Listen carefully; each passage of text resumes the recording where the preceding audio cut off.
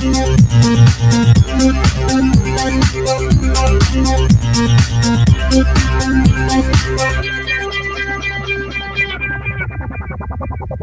right, hello everyone, and peace of Christ to all of you. Please invite your friends and let us do the good work for today.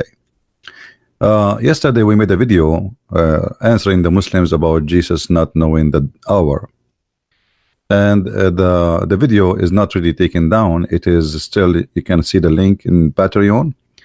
As we said before, we take it down from my account, but still it is all over.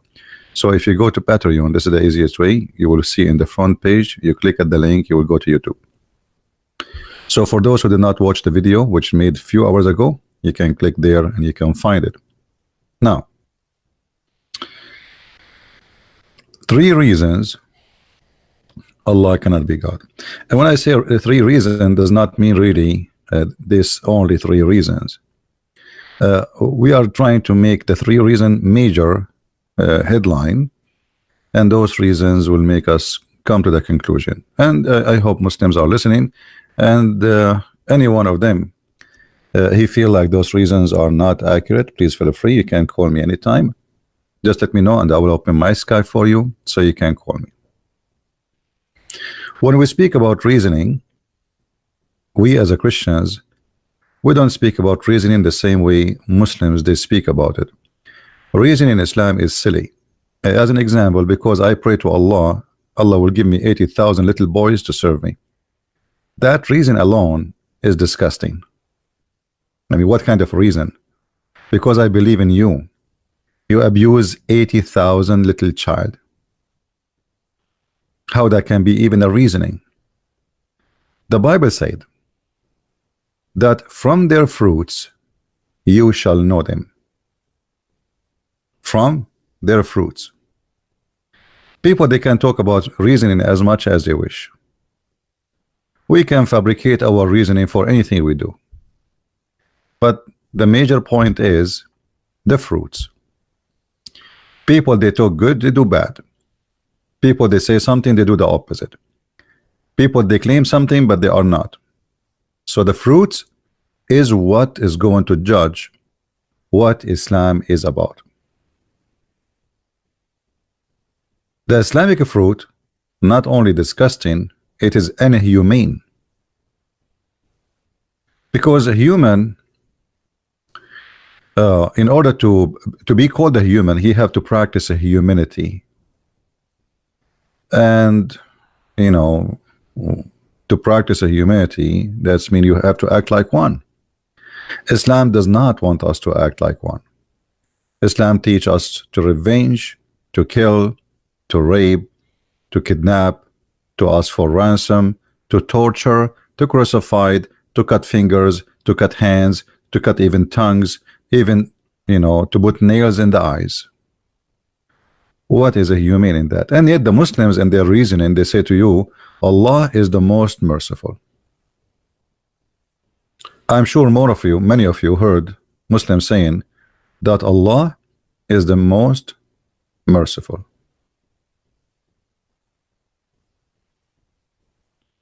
So let us discuss together why and how Islam cannot be from God.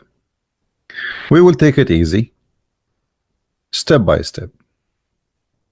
First thing, the God of Islam is a sexual God.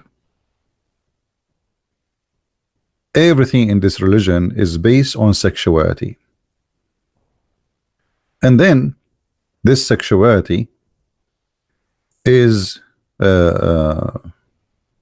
been given to anyone who follow Muhammad, but Muhammad, he been given a special sexual privilege. Special sexual privilege. To the point Muhammad, he claimed that he is the only one Allah allow him to have more than 4 wives. He is the only one he can marry or have a woman in bed without permission of her parents. He is the only one who do not need to pay dowry. He is the only one who do not need witnesses to consume a marriage, to consummate a marriage. Well, you know, in Islam, if you don't have witnesses, there is no marriage. He is the only one, if his eyes fall into a woman, which means he like her, her husband must divorce her immediately.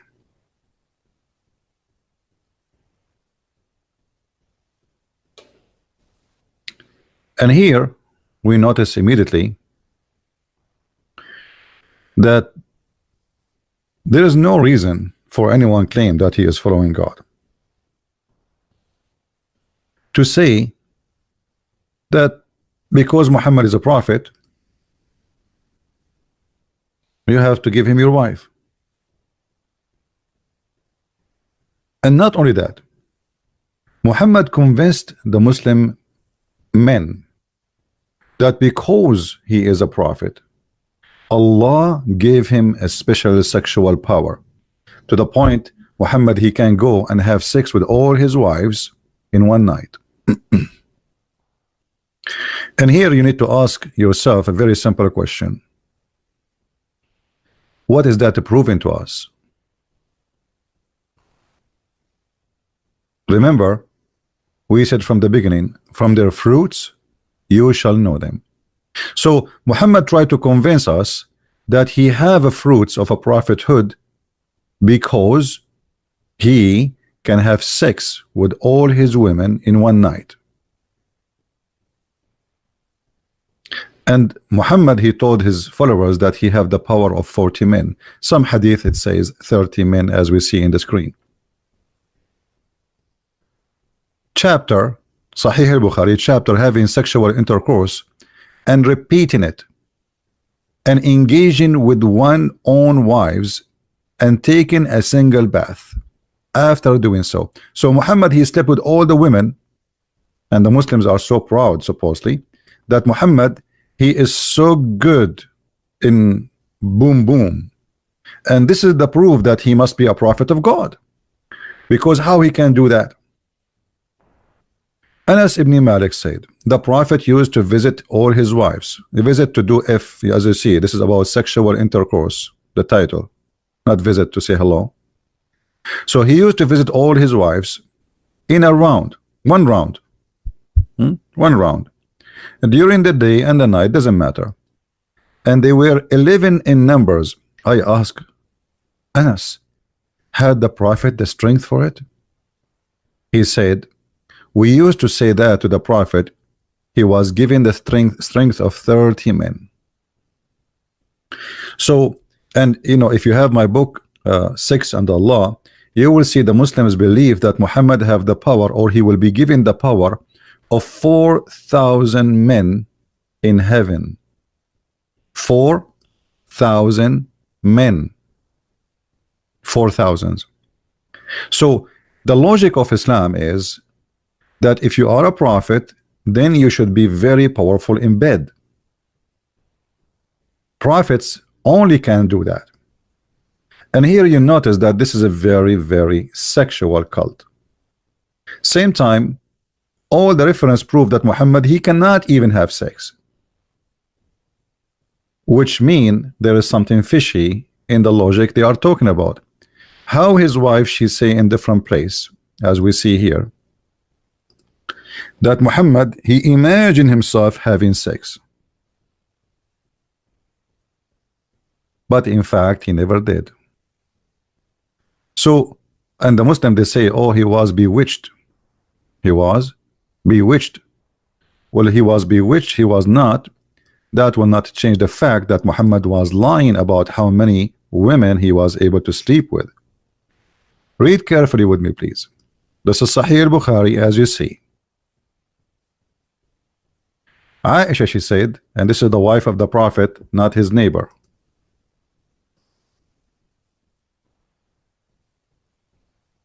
The prophet continued for such a period of time, imagining that he had intercourse, sexual intercourse with his wives. In fact, he did not. And here we have another problem. Muhammad, not only his miracles has no witnesses, even his sex, there's no witness for it. I mean, I understand that Muhammad is a false prophet, and he went to the 7 skies, but nobody saw him. He came back, nobody saw him. He went to Jerusalem, nobody saw him, nobody talked to him. He saw there 10,000 prophet, and each one, sorry, 124,000 prophet, and each one of them he have a donkey with him, and nobody saw the donkeys and nobody saw the prophet. Because imagine You know, a historian, they will report, I mean, Jerusalem was not empty at that time.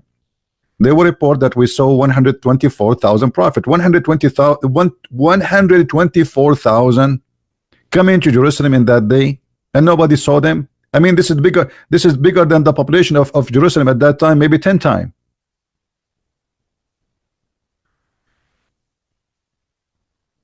Not only that, Muhammad, even his sex have no witnesses. Have you ever heard of such a thing? Which mean he is not having sex. There's a movie, it's called The Perfect Host. You can watch it because that story is exactly about Muhammad. This guy, he write letters to himself. He hear voices, he talk to himself. He invite people to his dinner, but there's nobody there in the table. And then he have sex with them one by one. But there's nobody there. So how we can trust Muhammad, the one they are saying that he have a power of 30 men, and they are trying to prove to us, the logic is Muhammad, he have the power of 30 men because he is sponsored by God. And then we find that Muhammad cannot have sex. And not only that, Muhammad, he said that he was the most weak person between mankind. In what? In sex. And then I invoked my God Allah, and he sent me a dish, it's called al-kufayt. I ate it, and since then I get the power of 40 men.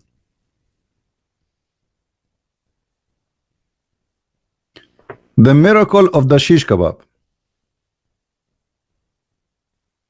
The miracle of the shish kebab.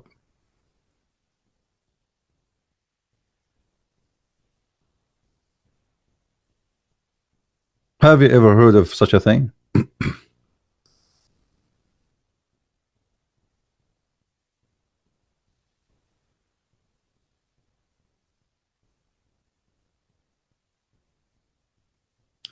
So always when we talk about a prophet, Muslims, they have different view of what it's called a prophet.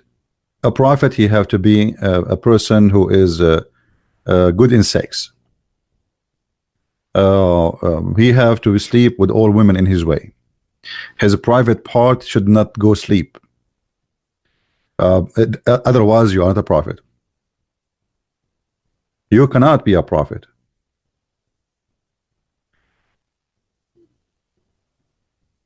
I want to show you this hadith before we move on.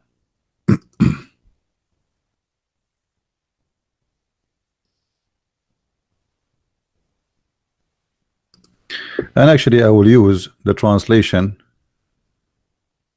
of Google because it's in Arabic. Sadly, you don't, guys, you don't know Arabic. But still it will work. I'm trying to open the source. For some reason the website is not working. Okay, let us see.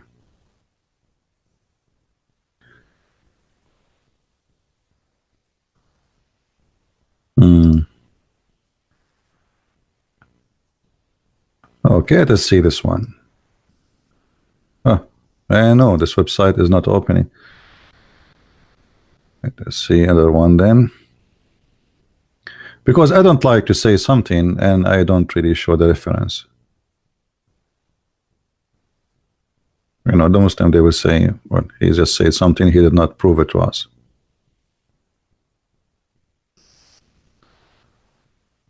شبكة سحاب السلفية, the group of Sahab for the Salafi. Salafi is those ISIS and etc. Hadith number 4126.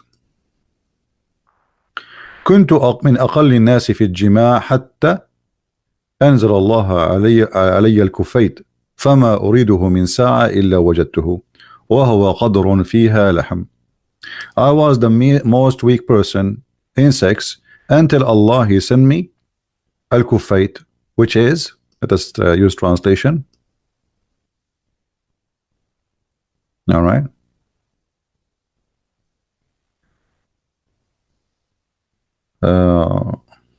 translation, it's very funny. Anyway, here it says that I was the last people in intercourse until God sent me al-kufayt, and it was, and I want it in an hour. I found it, which means anytime he want to have sex, Allah, he sent him a dish of shish kebab. And then here he says, and after that I get the power of 40 men. All right, 40 men. 40 men. Was Muhammad telling the truth that anytime he want to have sex, Allah will send him a dish of shish kebab, and after he eat it, he get the power of 40 men? So here we notice the sign of a prophethood is so clear, because if Muhammad is not a prophet, you explain to me where he got his dish, which making him dish of kebab, which will make him have the power of 40 men. That's impossible. That is a very clear proof that Muhammad is a prophet of God. So for those who suspect that Muhammad is not a prophet of God, obviously you've been defeated, and Muhammad, he proved to us with extreme powerful reference and miracles that he is a prophet of God. Forget about this guy Fahim, he's an idiot. He will not call me. He will play songs for me. So now, what is additional to that will make Muhammad a prophet? Muhammad married children.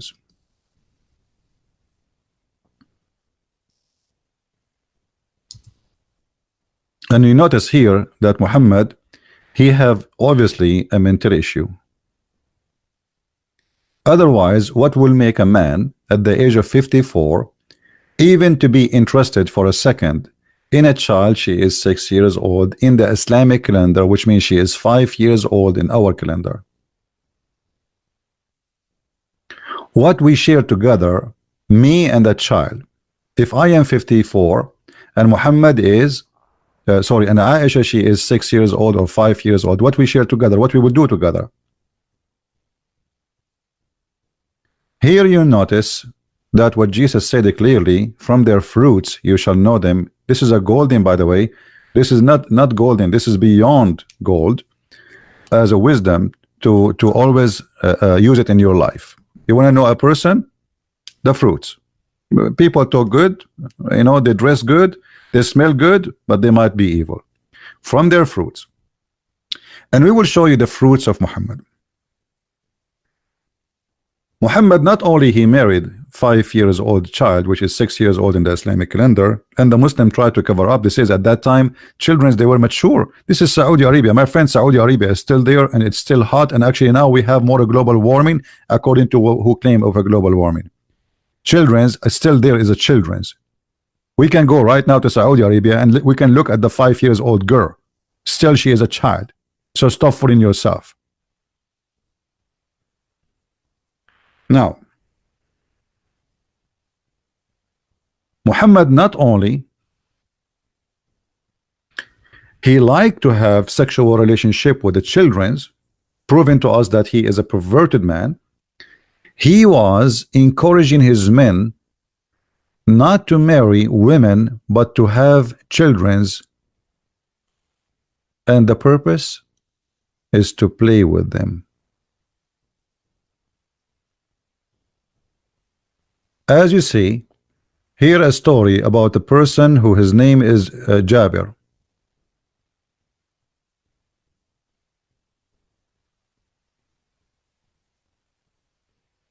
Jabir, he was going in attack. He's a thief like Muhammad.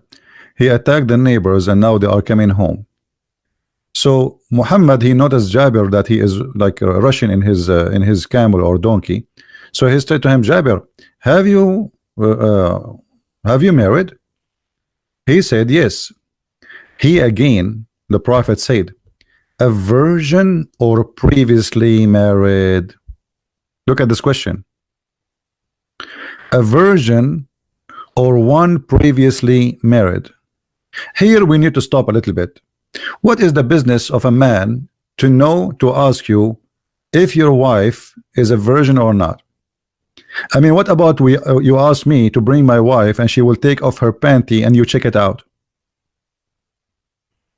Are you getting what I'm saying, guys? What is the business of a prophet of God to ask you if your wife a private part is brand new or it is not? What's his business? The man is married, he did nothing wrong. This is what you need to know. He is not committing adultery, he is not sleeping around, he is married. So what's your business? Why you want to know if she is a virgin or not? Here you notice not only how silly he is, you notice how low he is. Imagine today you are walking, you met a friend and he claimed to be the biased man, the best man in mankind, and he asked you this question: is your wife vagina is brand new or she was married before? And you look like, huh? What you said? So if Muhammad is a prophet, why is asking such a stupid, disgusting question? What's your business? And look, the advice after that. He said, the man, he said to him, oh, a one who was previously married. Look at the evil, the devil. Muhammad, he said to him, why don't you marry a young girl so you can sport with her? What? And she could sport with you? What? Here you notice the proof of the prophethood. The prophet, he was not accepting this. I mean, what's wrong with you? Are you stupid or what? You married a woman, she is not a virgin and she is not a child? So you will play with who? Hello? The sickness of Muhammad reached beyond the sickness we knew. This guy is encouraging men to have sexual relationship with the children because they play with them. They are fun. So no way that Muhammad is not a prophet. Here you see the wisdom, and here you see the dignity, and here you see the amazing decent man Muhammad, who is making a man hate his wife just because now the man, if you listen to Muhammad, he will say, you know what, Muhammad is right. Why I want to do this? I was stupid. Why I marry a woman? She is a widow. I will go and get a child. Okay, prophet, I'm going to the supermarket. I will grab a child. She is 6 years old. If this is what make Muhammad a prophet, that's mean this religion is beyond stupidity.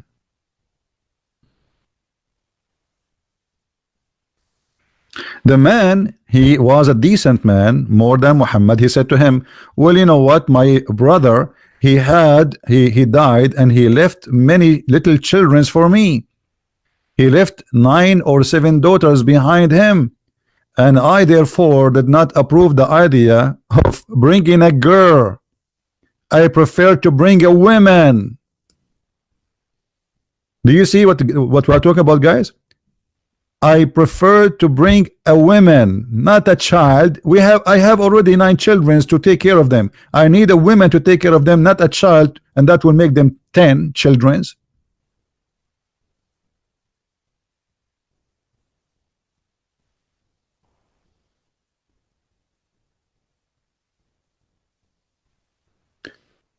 That is the prophet. Oh, forget, I did not say peace upon him. Too much peace. So sexuality in Islam is beyond stupidity. Now there is sexuality in earth where Muhammad, he raped, what about Muhammad allowing a man and women to have party for fun and just make a payment business? Any man, any woman, they would like to have sex. The prophet, he allowed that for 3 days, 3 nights. And if you like to increase, you can increase. Yet the Muslims, they say that Muhammad was Abrahamic, and Muhammad, he was having the same message of Moses and the same message of Jesus, etc. Now, which of those prophets, he claimed, even if they claim that Jesus was a prophet, he says you can rent a woman for one night stand or 3 night stands. And what is the logic behind renting a woman? And not only that, the Muslims, they went so far, and even they agree, they don't deny, they agree that Islam allow renting women. And not only that, they say that in their like explanation, they say, well, this is a rental for women. You see, we heard of renting a car, we heard of renting, maybe you can rent a cow, you know, I don't know, like to dig in the ground to put your seeds, as villagers they do. But to rent a woman, yes, you rent a woman. This is alislam.org. The 4 pillars of muta. Islam is a very organized religion. Muta means sexual pleasure, legal one, but legal. You marry a woman, they call it marry. You make a contract with her that she is my wife for an hour or 2 or a day, and then you have to pay her. You have to make an agreement first. How much, for how long, and when we start, you know, like now, from now until tomorrow, as an example, and how much. All right. So there's 4 pillars of muta, and the woman, she have to agree, and she have to repeat after you announce all the details of the contract. She have to announce and say, I agree to sleep with you for 3 hours for the exact equal money of, let's say, $10. By saying that, she is rented. Now this is the Quran chapter 4 verse number 24, where Allah supposedly talking, saying that a Muslim man, he can rent a woman.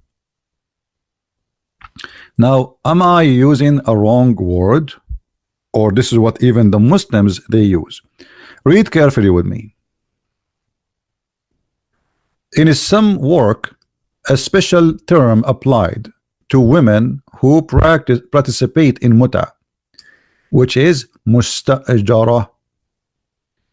Mustajara translation is rented women. So if you don't believe that Muhammad is a prophet, here we go. You got to prove that Muhammad, he is a businessman, and he believed that a woman who own a private part, she should make an investment and use it and make money from that private part. For exchange of sex, the woman, it is lawful for her to get paid. The Prophet is a very decent man. Even in some hadith, he says that the man, he should pay her before her sweat is dry. And you know what I'm talking about when I say sweat. So in some work, its terms apply that women who participate in such a muta, mustajra, which means rented women, muta is considered as of a rental, because in general, man's basic aim of this kind of marriage, I call it marriage, this by the way doesn't say marriage, it says nikah. Nikah means to F, is sexual enjoyment of the women, and in return of for his enjoyment, the women receive certain amount of money or property. So if you don't believe that Muhammad is a prophet, I think now you have enough reasons to believe that Muhammad is a prophet. I think it's so clear. Aren't we clear already? What do you want more? While Jesus was saying, if your eye deceive you, take it off, Muhammad, he was saying, go and rent women, go have sex with the children. And as you see, I'm not even showing my own, this is not my website, this is not my words, I'm not even using Google to translate to you. This is their website, alislam.org, the 4 pillars of muta. You can search it and you can read by your own. So what make Muhammad a prophet? Forget about sexuality. Forget about it. What else?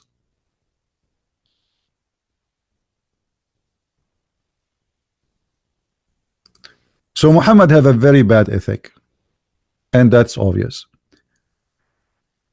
Theft, stealing, killing, sexual, crazy stuff. It is sick. Sexual God. Not only Muhammad is a sexual man, Allah himself is a sexual God. What is my reward if I go and join Islam? Allah will give me special women for sex. And not only that, Allah, he will import from the heaven, sorry, from hell, women who they are hookers.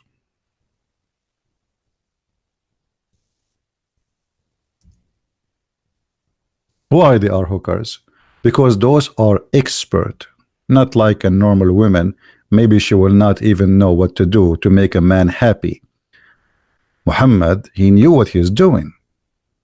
He is promising his men that Allah will give you women who they are imported just for you from the middle of the hell, which means she will be a hell of a woman. Muhammad, he said, swearing by Allah, there is no one whom Allah will admit to paradise, but Allah will marry him to 72 wives, 2 from the Huris and 70 from his inheritance from the people of hell. And what is those inheritance? What is special about them? Read carefully, please. Those who they are going to be inherited by you from hell, they have a special unique features. All of them whom they will have desirable front passages. And I don't want to be rude and tell you what is the front passages he is talking about. I think you got the idea already. So Muhammad here is convincing us that you should believe in us. Don't you want to get women imported from hell, hookers, who they can make you so happy in bed? And they have, not only they are hookers, they are having very nice, desirable front passages.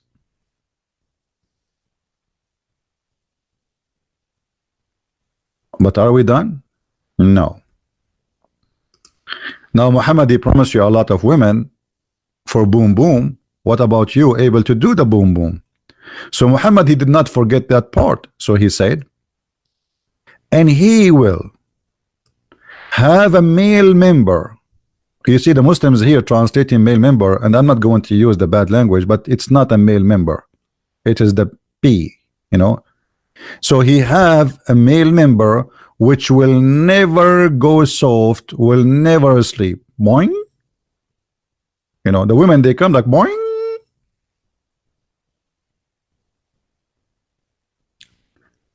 And now we have enough proof that Muhammad and his God, they must be a very highly in ethic, and they are very decent, both of them.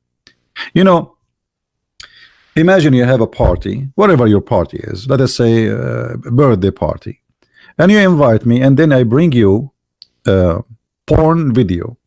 Well, everybody bring who he is, correct? The gift present the one who gave the gift. Who is he? My gift to you, presenting what is I think about. So if Allah give to us is boys and women they have big breast, and even in different hadith Muhammad, he said that women, they will have 1 mile ass, which is so beautiful and make sense. I mean, your wife, she have 1 mile ass. I mean, don't you want to have that? All of us, we like big TVs, big screen TV. Let us be honest.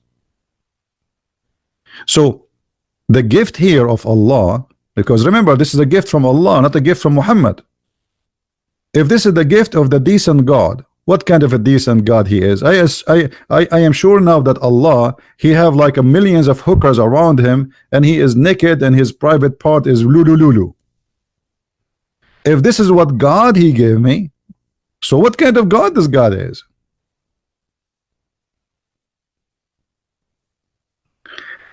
And here you notice that the sexual God, he always play with the mind of a human being. This is what the devil does.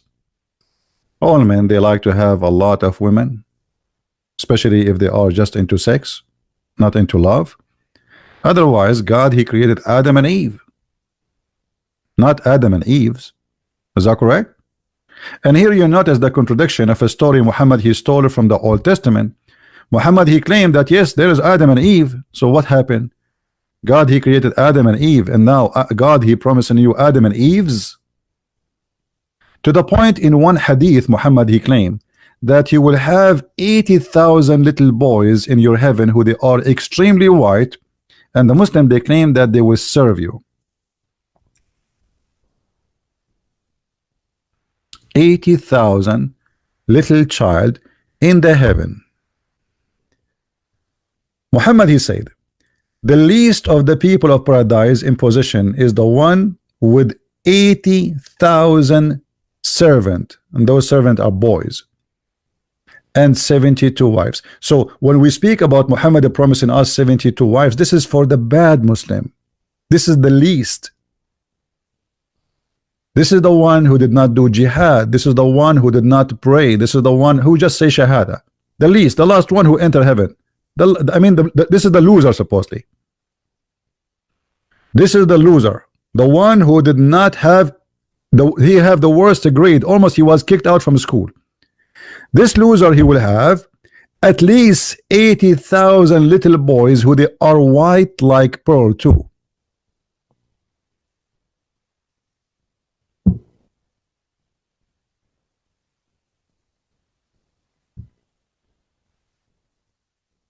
What do you think, Muslims?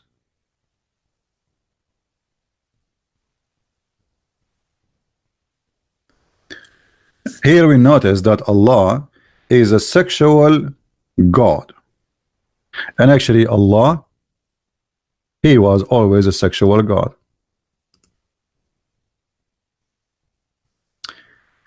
If we go right now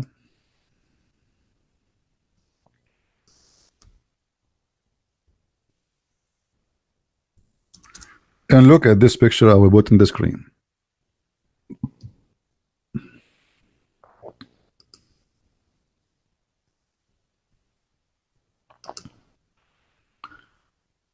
This picture is nothing but the private part of the god of fertility.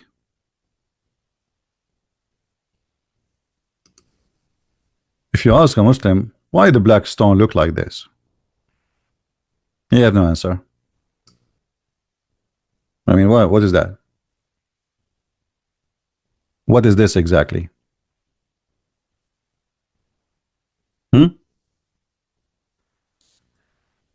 The black stone was a sexual private part of a female who God he gave it to us to fertilize our children. The women, they used to go around the Kaaba totally naked, and men too.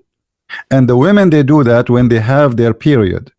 They put their hand in their vagina, and then they place their hand full of blood from their period, and they place it inside the black stone. And then she make her wish and her prayer to Baal, the god who will fertilize her private part. And then the men, they come after that and they scratch their penis inside the black stone. And this is supposedly how your wife who is not able to have a children, she will have a child. And by the way, we can show the reference, and if you have my books, you can see the reference yourself. You can go and get 6 on Allah. Even they believe that the black stone was white, and the sin of mankind made it black. Why? Because women who they are not able to have babies, according to the Arab, obviously she did something wrong. The God is upset from her. So she go there, she placed her hand full of blood from her private part inside the black stone. And that what made the black stone supposedly black. It was white.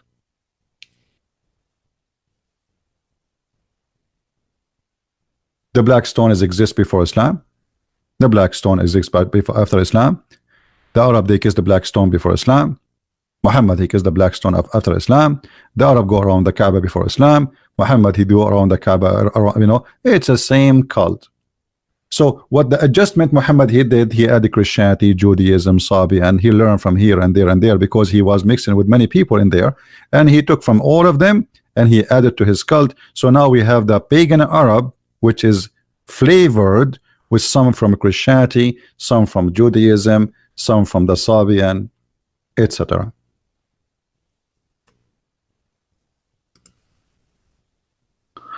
You see in the chat a Muslim saying to me, you are a liar. Why you don't call me and I will show you what I just said?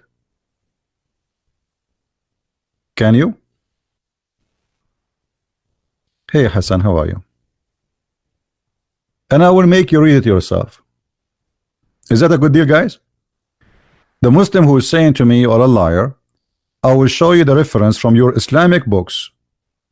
How women, they touch their private part full of a blood, place it inside the black stone. Who there?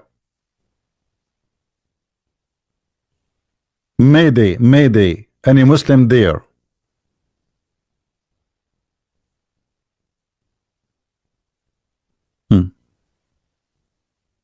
The second we challenge them, they play dead. Let it go. Now we continue. We continue.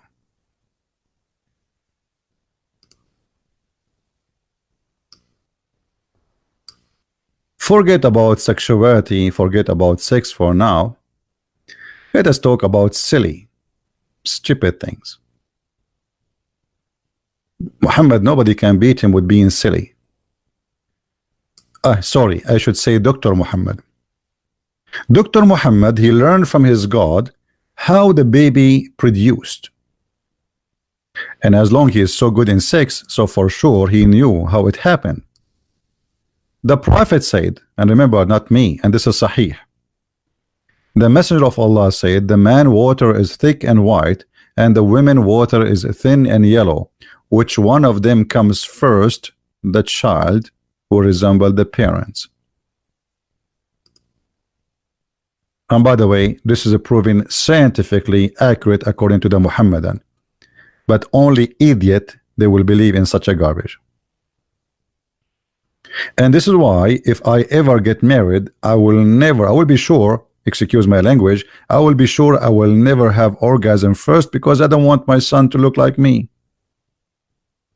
I mean, that's disgusting, man. So now we solve a problem. I was planning not to get married just for this reason. I don't want my children to be upset from me, like what you did to us.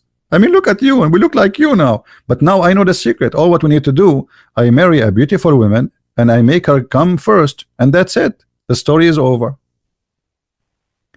Here you notice additional side of the stupidity of the fruits of Muhammad. Muhammad, he cannot keep his mouth shut. He is a Dr. Muhammad now. A woman, she came to Muhammad. And Muhammad, because he is a private consultant for sex, he have a special clinic. Salim asked Allah Messenger about a woman who sees in her dream something like that which a man sees. What does that mean exactly? Last time I saw a dream, I saw myself in the beach. Did you see yourself in the beach? No. Look how trashy what we are talking about. A woman, she is coming to the Prophet telling him she was touching herself last night. And then the Messenger of Allah, he said, he's ready to answer. He knew he's Dr. Muhammad now. If she sees that and has a charge, that what? Her private part has this a charge, then let her perform a bath. So the women asking, should I wash it or not? I mean, what is that?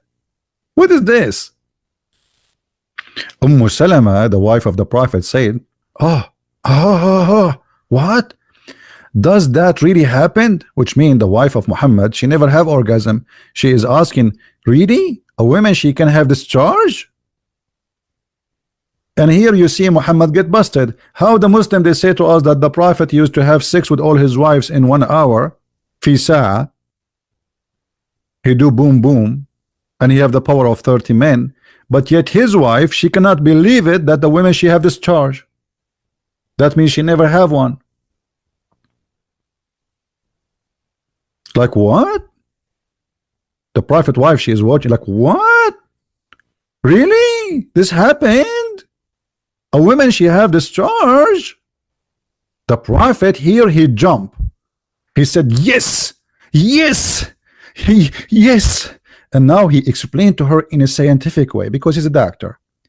The water of the man is thick and white, and the water of the women is thin and yellow. Okay, hold on. Isn't she a woman herself?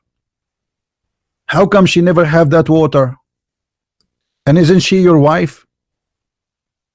So Muhammad, he have to teach his wife, who obviously she never have orgasm, that, oh yeah, the women, she have that, she have water there. Hello.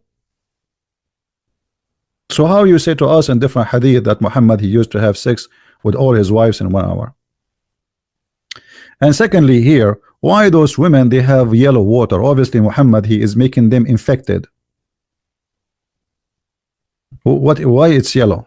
Is that a pee? Is that an orgasm, or this is a pee? Orgasm, which is yellow.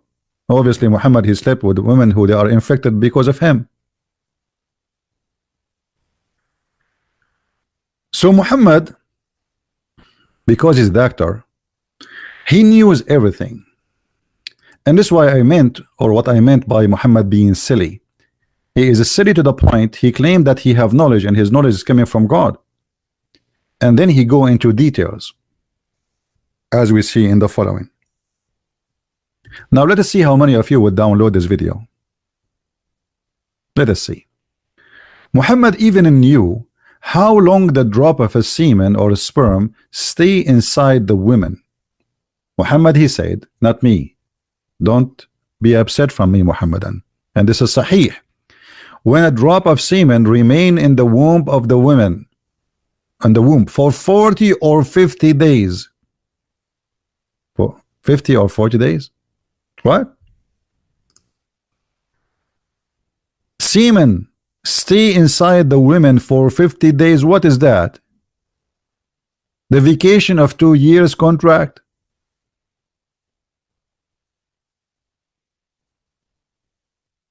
I don't know what he suffered from. I'm not expert in STD diseases.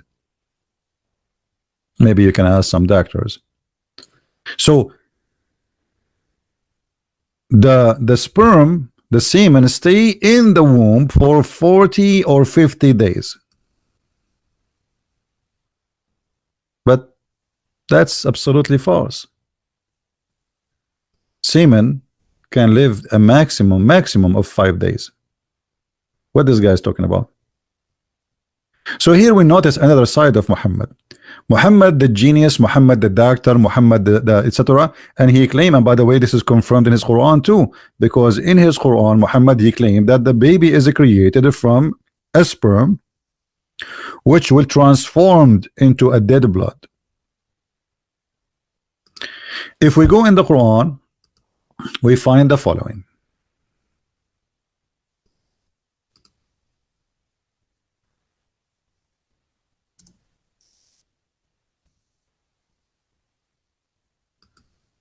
And we will show it to you in the screen in a second.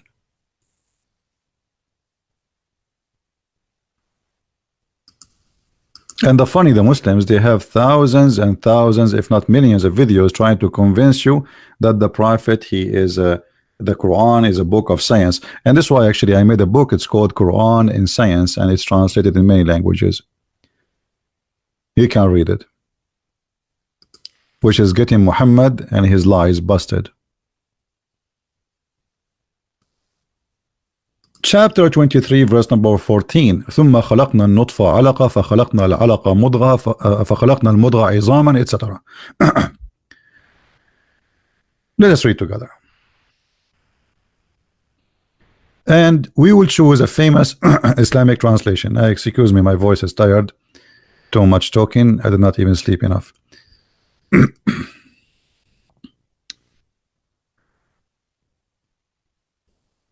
Then we made the sperm into a clot of a congealed blood. Here you notice that the author of the Quran, he immediately delivered a big poo-poo, because the sperm transform into nothing, and it's not the sperm who will become a baby. The sperm will activate the egg, activate the cell of the egg, and deliver the DNA, and that's it. It's gone. The Quran claim that the one who will grow, will transform, is the sperm. And the first stage of the sperm, after it's going inside the women, as we showed you, is going to stay inside the women for 40 or 50 days. In case you forgot. 40 or 50 days. So now the sperm going inside the women for 40 or 50 days, and then after the 40 or 50 days is going to transform into a dead blood for the same period. Actually, in different hadith he says the same, and actually we can find it so Muslims will not say I'm making things up.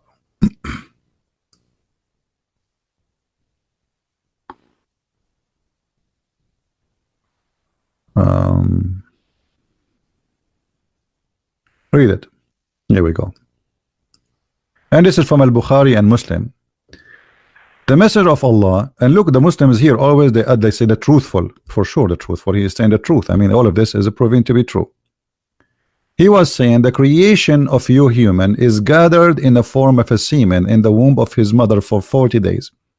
Then it becomes a clinging for a similar period, but translation here, a clinging is a lie. It says alaqa.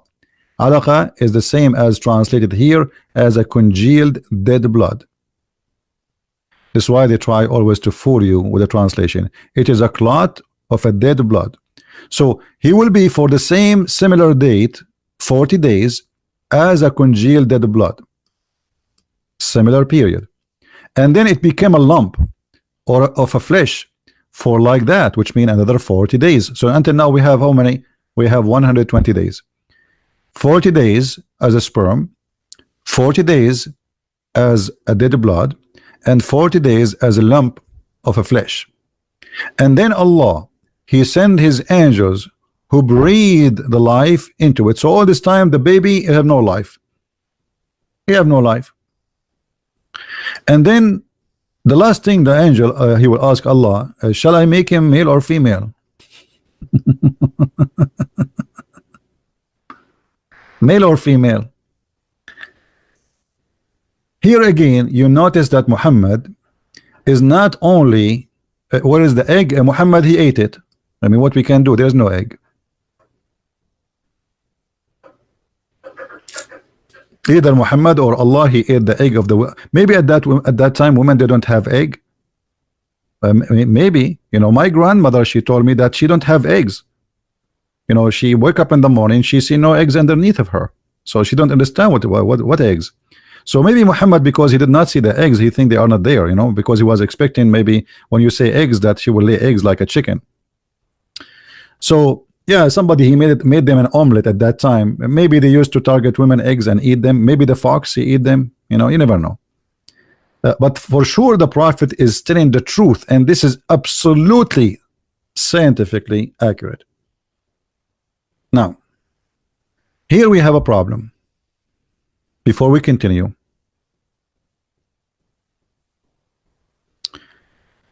we spoke about science. We know we do not talk about everything in science. I mean, we are just giving examples. Otherwise, it's endless. Muhammad, he claimed that the birds are in the sky because Allah, he filled them from falling down. The stars are held by Allah from falling down. The sky is held by Allah from falling down. So if we want to talk about science, I mean, it's endless to see how stupid the Quran is. Why as an example, why the bird they can fly in the sky? Chapter 16 verse number 79, chapter 67 verse number 19.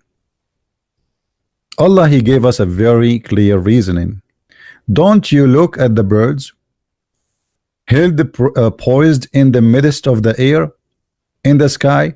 Nothing hold them up but the power of Allah. So why the sky, why the birds they can be in the sky like this? Because Allah is holding them up from failing. And by the way, I can witness for that. So who is holding the F-16 of America from falling down? It's Allah. Who is holding the Israeli IDF airplanes? Allah. If you have a balloon and the balloon is flying in the sky, who is holding it there? Allah. And this is proven to be scientifically accurate, and I witness for that. Islam, you do not need any witnesses to witness for Muhammad. You witness without witnesses. Muslim, they never saw Muhammad, they never heard of him, except they are saying there's a guy, his name is Muhammad, and by the way, even his name is not correct. His real name is Qatham. But Muhammad, he says something, that's it. You know, you witness that this is true, and then you make videos about it, trying to say that this is absolutely correct. Now we go back to the hadith.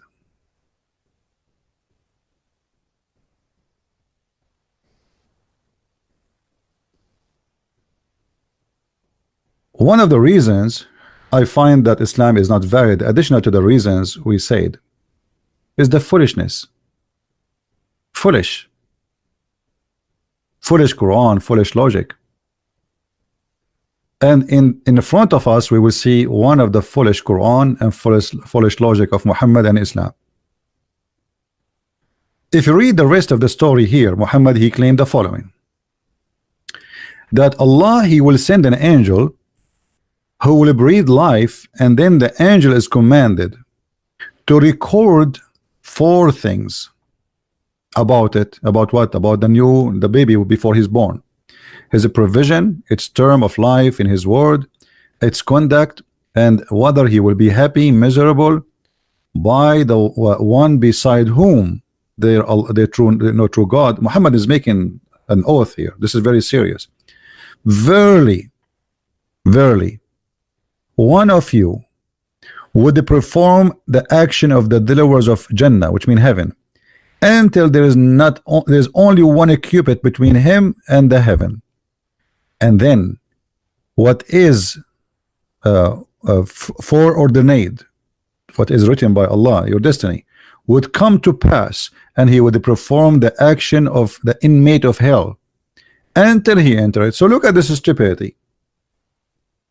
Muhammad, he claimed that you are spending all your life doing good deeds. Everything you do, I mean, you are a very perfect man and you will go to heaven. But perfect man in Islam, by the way, it's mean you ride the neighbors, you kidnap their girls, you rape the Jews, you kill the Christians, you attack the Hindus, etc. This is the good deeds. So you are doing all the deeds Allah he asked you for, and then almost you are in the door of the heaven. Let me draw that for you. You know, I cannot resist a drawing. Since I was a kid, I'm very very famous artist. So this is Abdul. Any Abdul of those who they are with us. This is Abdul. He have a sword in his hand. Allahu Akbar. And he have a turban in his head. Allahu Akbar, takbir, Allahu Akbar, jihad, Allahu Akbar. So he kill, and almost now he is in the front of the gate of the heaven of Allah. He's almost here, and then what is written by Allah will take over.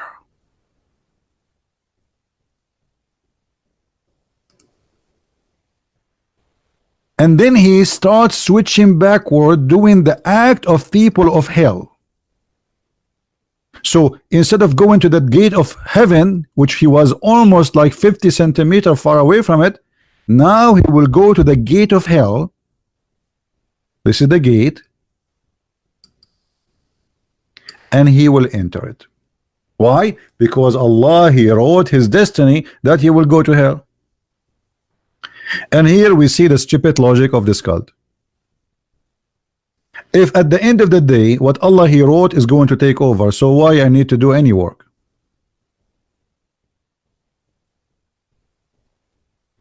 Are you getting my point, guys? Why I need even to convert to Islam? If Allah he wrote for me, I will be in heaven or in hell, and it doesn't matter what I do, because what he wrote for me will take over at the end. So here we speak about not only the stupidity of this cult, about science and garbage, and even history is wrong. Even names Muhammad he cannot call correctly or quote.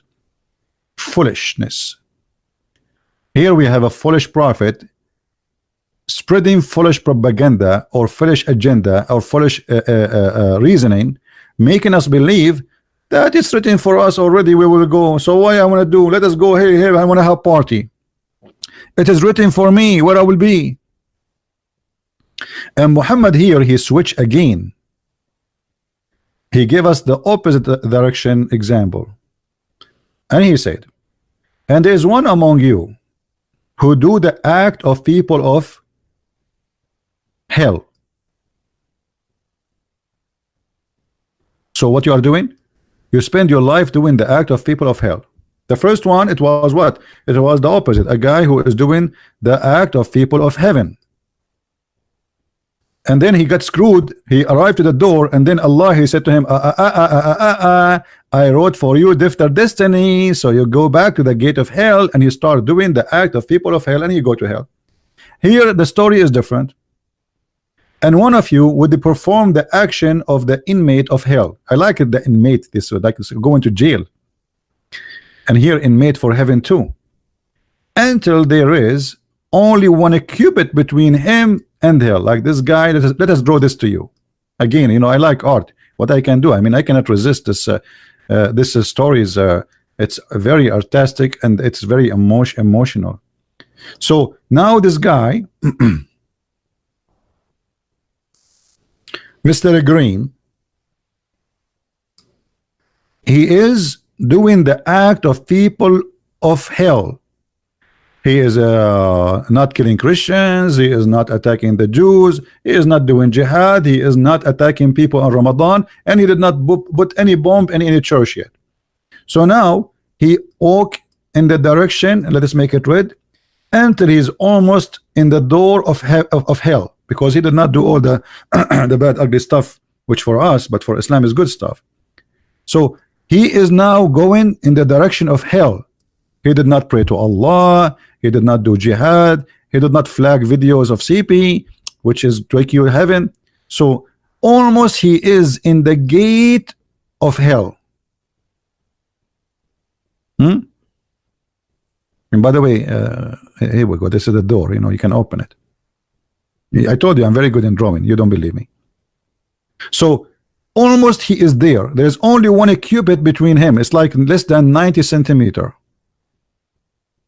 And then what Allah wrote for him will take over. He arrived here, almost he will enter the door. And then what Allah he wrote over will take over. And he start getting away from the door of hell. All the way. Until he find himself inside the door of heaven. Because Allah he wrote his destiny to be there. Alhamdulillah. I mean, have you ever heard of a stupid cult more than this? So why you pray? Why you do Hajj? Why even you give donation, you Muslims? Why the Quran says to you, the one who do good deeds, you will go to paradise and have no worry? If at the end of the day what is written will take over.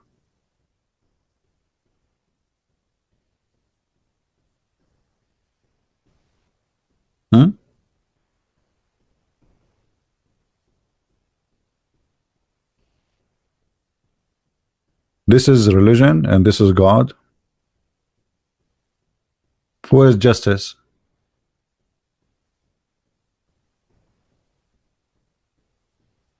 Where is justice? And where is logic? I am going to open my Skype in case there is any Muhammadan would like to call me, to give them a chance and opportunity to answer.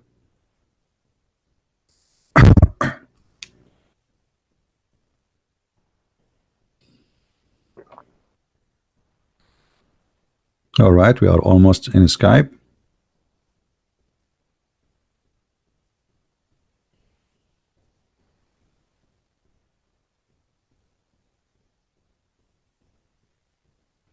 Skype taking long to load because I forgot to say inshallah before I open it. Another stupid reasons Muslims they come with.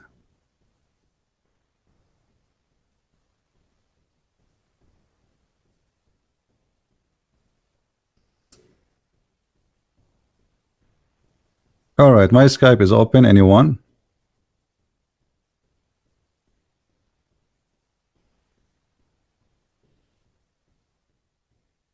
If there's anyone would like to call me, feel free.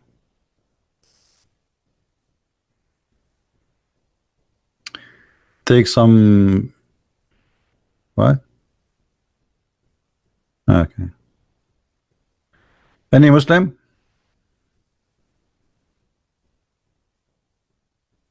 Who is a Muslim would like to give me something? You see, if you don't want to talk about anything from what we spoke about, feel free. Call me and give me any reason to believe in Allah.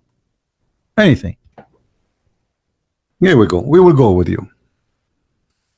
Who is a Muslim want to show us how and why anyone should believe in this crazy cult? Until now, what we discover that everything the Muslims they say to us about Islam, it was a lie. There's no truth in there. Fabrication.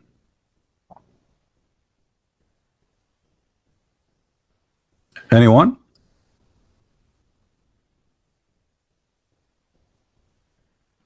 By the way, if you speak Spanish, don't forget please to tell your friends about my Spanish book, because only few people knows about it still. So if you speak Spanish, please share with your friends. Tell them that there is a book. My book in Spanish is already out.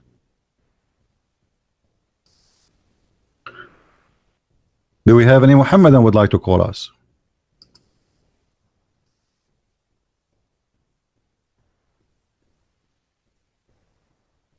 Anyone?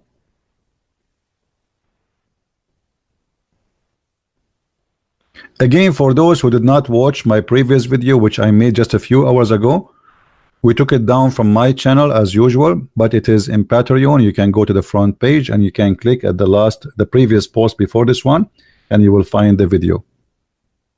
All right. Tell you about Laylatul Qadr.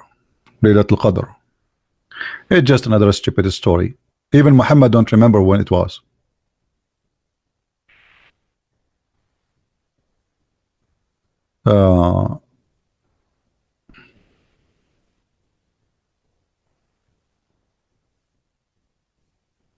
Do we have any Muslim would like to say something?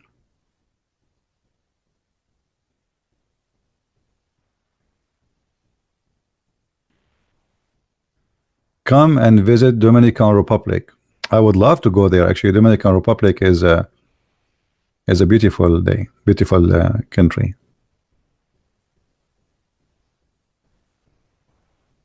But you know the problem, because I have 72 Virgin with me, and Virgin Airline, they said they cannot take them all in one trip. They said our trips there, they don't have an airplane have 72 seats. Even Virgin Airline cannot do that, and I'm not allowed to use any airline except Virgin Airline. One of the funny things about Muhammad, he says that each time you sleep with those virgins, Allah will make them virgin again. And here you see the logic of cheating. I mean, what the point? She is the same woman, and I just slept with her. So why you are making her virgin again? What is that? Silliness. But because Muhammad, he knew that the Arab man, he liked to be the first. But this is not even the first anymore. I mean, this is stupid. And even the virgins which Muhammad, he promised the Muslim men, all of them, they have the same name. All of them, they have the same look. All of them, they have the same height. All of them, they look exactly the same. So what the point of having many? Another point, we mentioned before that Muhammad, he promised the Muslim men that those virgins who we will have in heaven, we are going to have, they will be transparent.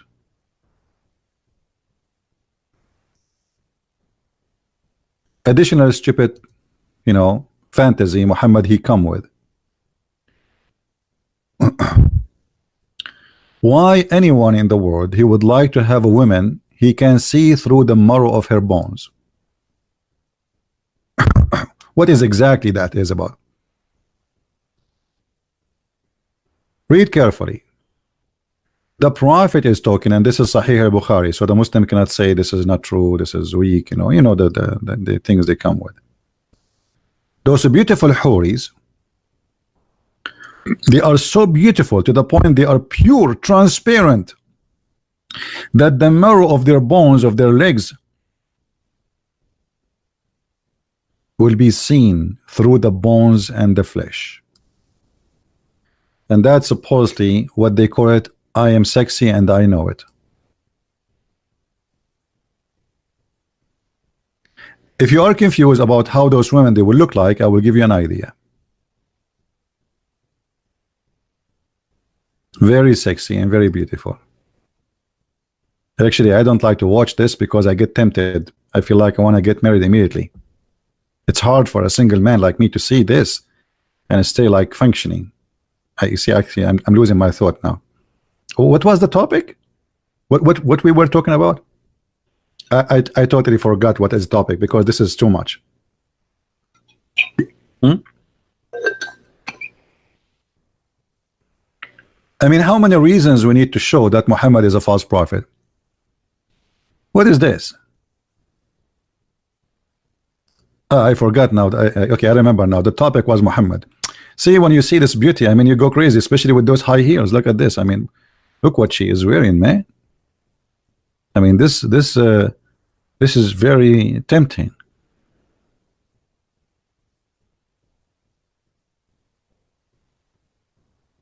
So this is a prophet of God. He promised me women like this.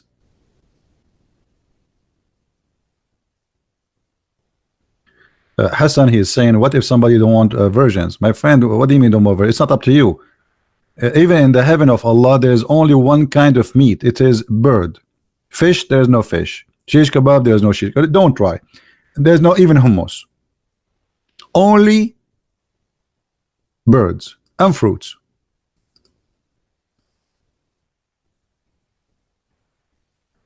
Here you see another side of the stupidity of this cult. But you know, if you speak to Muslims, they do their best trying to deceive you. How Jesus, he is God, but he do not know the hour. How you worship Jesus? He says he is God. And then the answer is there in the same chapter you are reading. Your God do not know the hour. Actually, who wanna call me right now? Challenge between me and you to prove to you that Allah do not know the hour.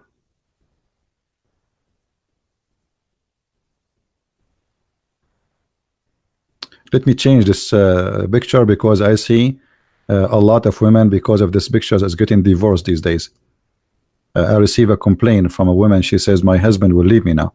Hold on, I want to save her future with her marriage. Yeah, the husband, he will see this, he will look at his wife, he will see this, he will look at his wife, he will see this, he will look at his wife, and for sure this will win, you know.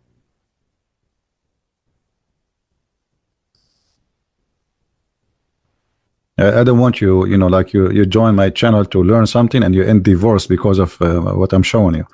I mean, that what a shame. Excuse me.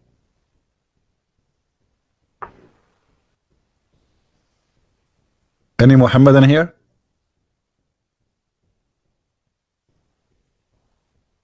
What will happen to you when you see this is exactly when Osama Dakdok, he saw me first time. Osama Dakdok, he was in the church. I came to the church to see him. And his wife, she was working with me. She don't know who I am, you know. And Osama, he heard my voice, so now he knew the voice. He looked at me, he says, this is you? This is you? This guy, he was thinking I look so totally different, you know. He's like exactly as if he saw an alien coming from the moon. Like, this is you? I was saying, oh God, I think they will beat me now. I think they will kick me out from the church. I think they will grab me from my legs and they will throw me outside in the street. Because I look exactly like Ahmadinejad, peace upon him.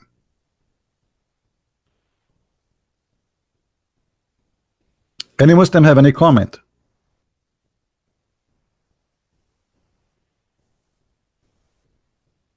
So we open Sky for you. What happened?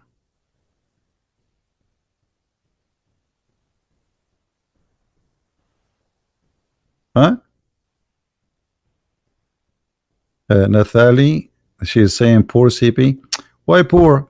Now listen, when you look like me, you have advantage. You go in the elevator, you say good morning, nobody dare to answer.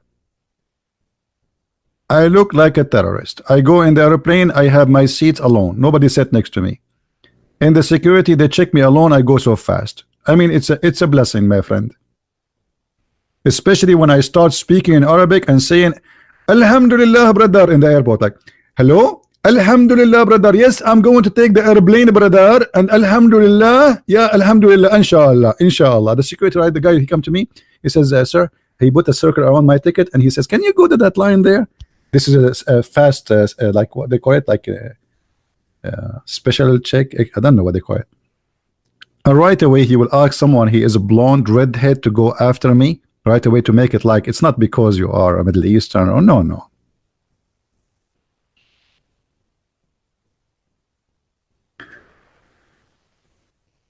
Anyone? Okay, forget about any one offer. What about any two Muslims wanna call me? Because anyone is not working, obviously. I mean, it's silly of me. I keep saying to anyone. Obviously, they will not call you one by one. They will call you 10 by 10. Okay, what about any 10?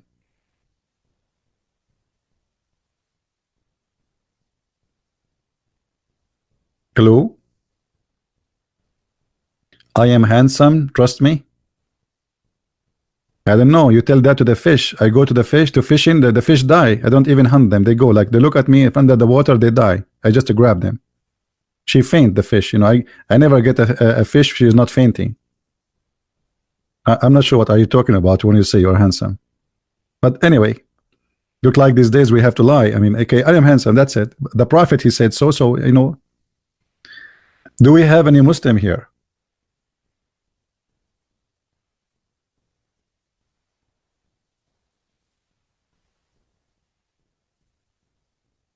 Anyone?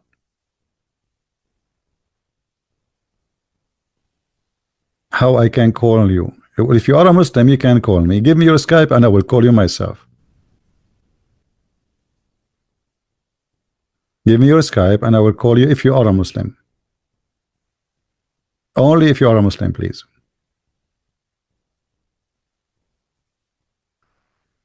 Muslim propaganda will convert the Muslim left, the Western left. No, actually, you know, you see, Islam is a stupid cult. Even if somebody convert to Islam, he might convert for some time and then he will leave. You see, even the naive ones, they will notice that they've been stupid by converting to such a cult. They have a conference in Chicago for Muslims, and they were studying why the average of a Muslim who convert, he stayed the average of 3 years maximum. Most of them.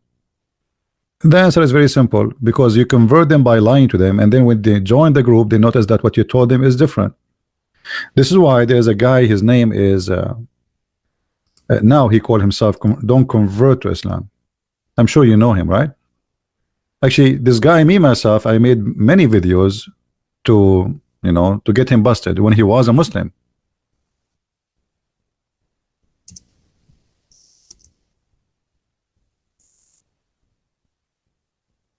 You can find many of my videos I made for this guy when he was a Muslim. This guy, 16 years a Muslim, which means since he was a teenage, he was a victim. But look what happened. This guy, he converted to Islam, he started traveling around, and I think he went to Saudi Arabia, he learned Arabic, and now he speaks actually a good Arabic. The second he learned Arabic, boom. He discovered that everything they said to him about the stupid cult of Islam, it was a lie.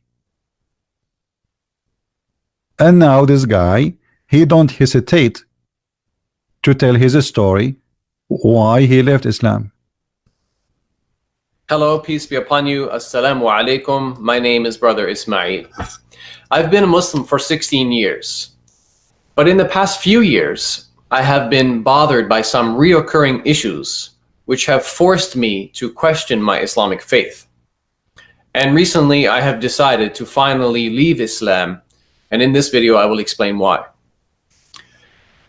Now, I don't think it's fair for Muslims to consider me as some kind of traitor or sellout, because over the years I've done my best to be faithful and loyal to Islam. Absolutely. He have hundreds of videos, by the way, trying to convert people to Islam. Speaking of miracles in the Quran, you can watch them. And I was getting him busted all over and over. And then after he learned Arabic, he noticed that all those things they told him, it was a big fat lie.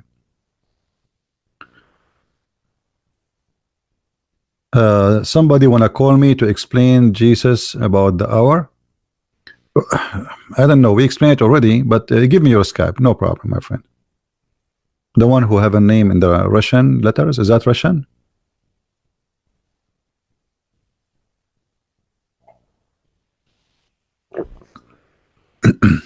Okay, give me your or you, if you are already in my Skype, you can text me.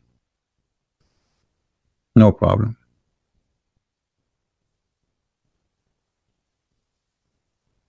As long there is no Abdul, what we can do.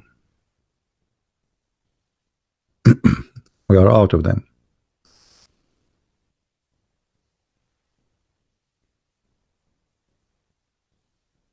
Anyone?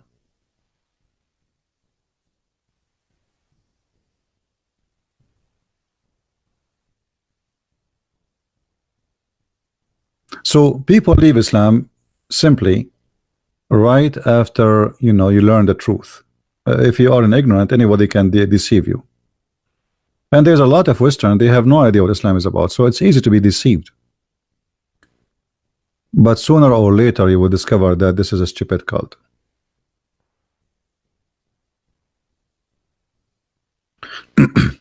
My friend, even the one who believe even the one who is from the left, who don't examine, sooner or later he will examine. A human being will go through many stages in his life, and many stages are stupid,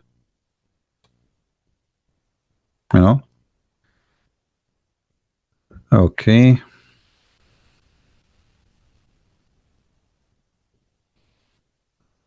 If that is you, my friend, answer me in Skype.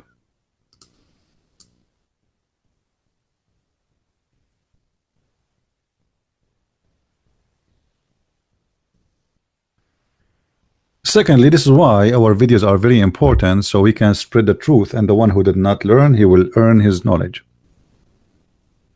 Right? All right.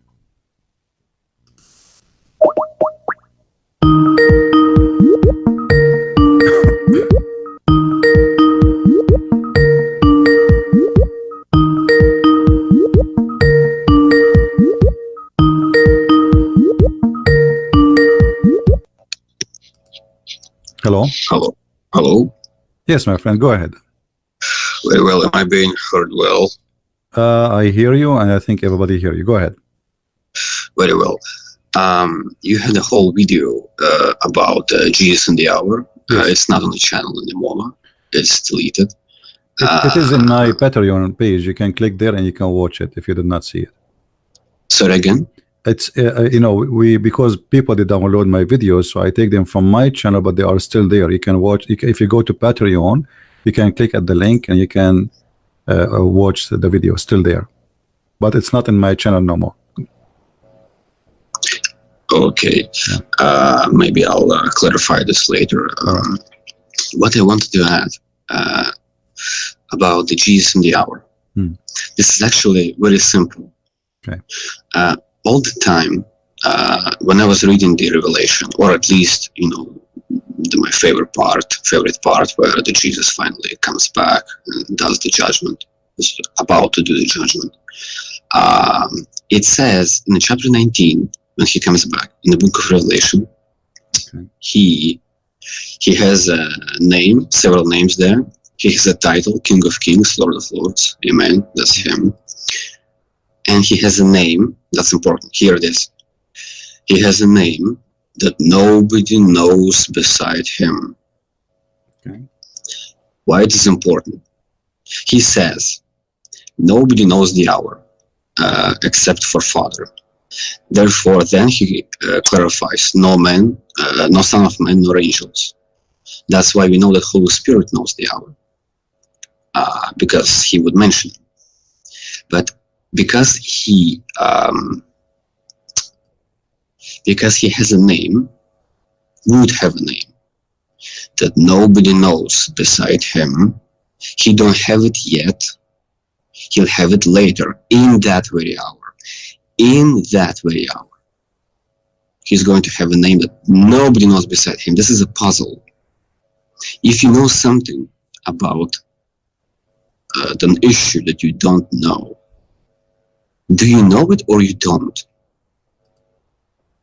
Yeah, but my friend, let us make it simple. When you try to explain it to this way to the Muslims will not even listen to you. So we have to go with their funny logic and get them busted from their own logic. The issue is when we Christians, we speak to Muslims, we try to imply our belief, and this is the right thing actually to say. I mean, this is what we believe, and then we try to tell them what we believe. You don't do that. Use their logic to refute their logic, and that will work. Otherwise they will not even listen, because they knew that the Christians believe. Then if Jesus is not God, this is the whole point. Either Jesus is God or not. And okay, how he is God, but you do not know the hour. So if you say because he will have a name later, that is not really too much an explanation, because simply Jesus says it clearly, everything I have is from my Father. And in the same time he says, me and the Father is one. So when Jesus he called Father, that is a statement confirming who is he. You see, the word Father is not just a word describing just a person. Yeah, I can explain further on that. That's very important. When each time when he says something about his supposed limitations, each time he says Father is greater than I. Right. They might think, oh, he's greater. Wait a second, he's Father. And it's each time like that. That's very important. They can't say his Father. And it's not a father. You see, they know that saying Bible is corrupted isn't working. They're trying to, you can see it all the time with Shelby Raleigh, with anybody else. They do this. They're trying to already find a way through, saying that, well, he meant son in the way of like David. He meant son of, no, that's not going to work, because he's born from Holy Spirit and things like that. They're trying to go around it. They know the Bible is corrupted, isn't working. Yeah. Actually, there's, again, very simple argument again, corrupted Bible. No, there are several ones, but let's keep on talking. Well, they can say whatever they want. However, the same chapter, the easiest way, I believe, it's to use the same chapter which the Muslim they use to say that Jesus he did not know, because he told us when the hour will come, what will happen, what exactly all the prophecies, long list of prophecies. When those things happen, I will come back. He will come back himself. That's what he said. So if you believe in that verse, then you have to believe in the whole chapter, and the whole chapter prove that Jesus is God. So it's not up to them, to take two words and make a story out of it.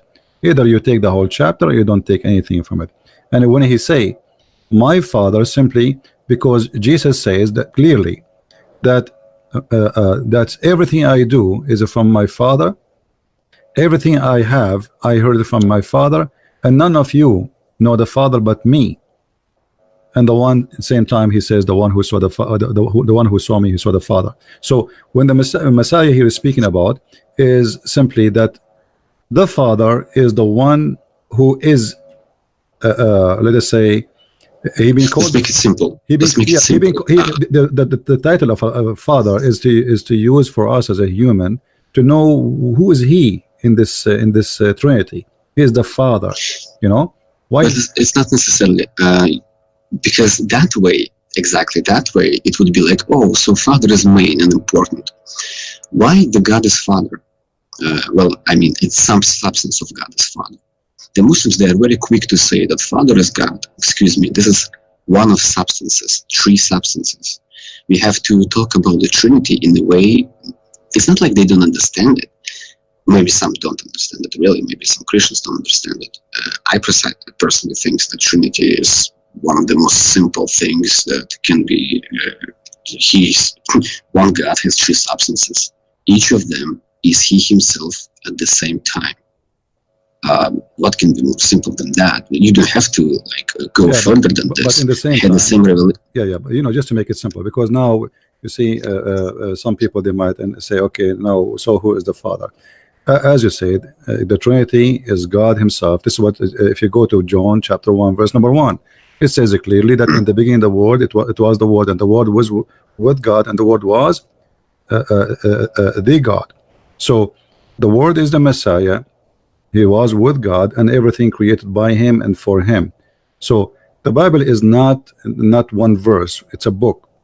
Either you take it, all of it, or you don't take any of it. The Muslims, they try to take a phrase to make a story from it, but that will not work, because as long you accepted that statement where He says my Father, that means you have to accept that Jesus telling the truth, that He is His Father, which means He, our God, He called Him Father. So as long you don't believe in the Father, and you Muslim, you don't believe in the Son, so how come you believe in this verse?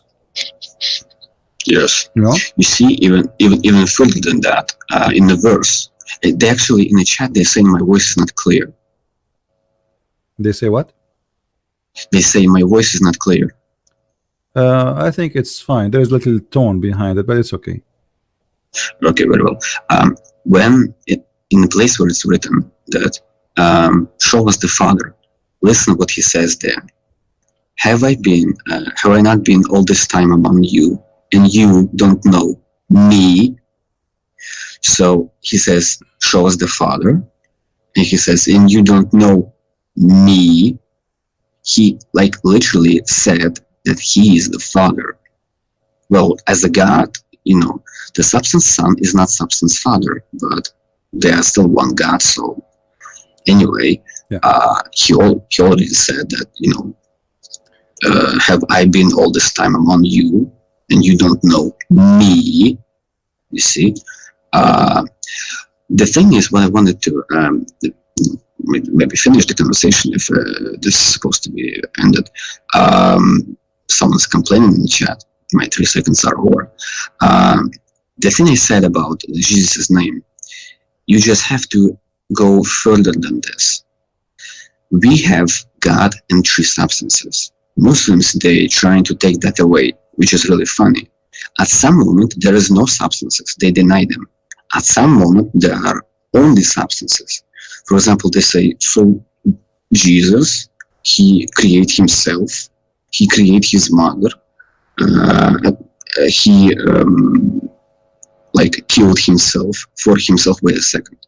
Where are you saying gibberish? Where are the substances now? Why substances are gone at this moment? And we'll be talking that, substance here. My friend, I have to cut you. Sorry, your voice is coming bad. Same time, we are changing the topic and we are going far, and this will take forever. So I apologize. I have to cut you off. We are going far away from, if you want to read, this means you have to read the whole Bible for them now. All right? So anyway. I don't mind doing that. Okay, God bless. Yeah, but we have a topic. We can. I just you said 3 minutes, and you will finish it. And now it's we have already we have a video, long video. Go ahead. One thing. I know I've been cut off. In the Skype. Get out of my head. When you explain that, you not always have to stick to the topic. Sometimes, the person. Each of us, it's not about being Muslim or not Muslim. All of us, have our own questions. And they might come out in the moment when we don't know. So they might sincerely have some, or might not. When they change the topic on their own, of course, nobody must let them do it. But I can, no problem. I can go, all over the Bible. It's no problem for me each time. Okay, God bless you. Thank you. Yeah, but this is not the way to explain to Muslims anything. Because the strange is that we assume that the Muslim we talk to, he understands even the Bible what we're talking about. This guy, he is just copying a phrase. He saw it in a Muslim website. He never read the Bible, and this is the case for most of them. So you are trying to explain things they never heard of, and you think they understand it, and this is why you say is substance or whatever. The Muslims do not know what we're talking about. Always the Christians, they try to speak to Muslims, and still they are speaking as a Christian. Speak to Muslims as a Muslim. Don't be a Muslim. Speak to them as a Muslim. Use their stupid logic.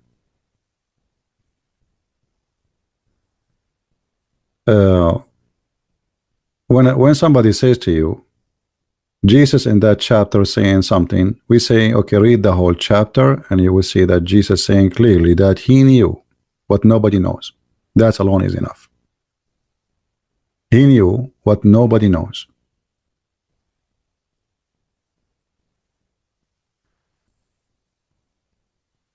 If you start speaking philosophy, then, you know, there's many, they are naive. Even Christians, they will be confused by what you said. It's very simple. It's not really that much complicated. If God cannot be God, then God cannot be God. If God is God, that means he is almighty. So almighty God is in 3 persons. If he cannot be 3 persons, then he cannot be almighty. Let us say that God, he says he in 4 persons, 5 persons, 7 persons.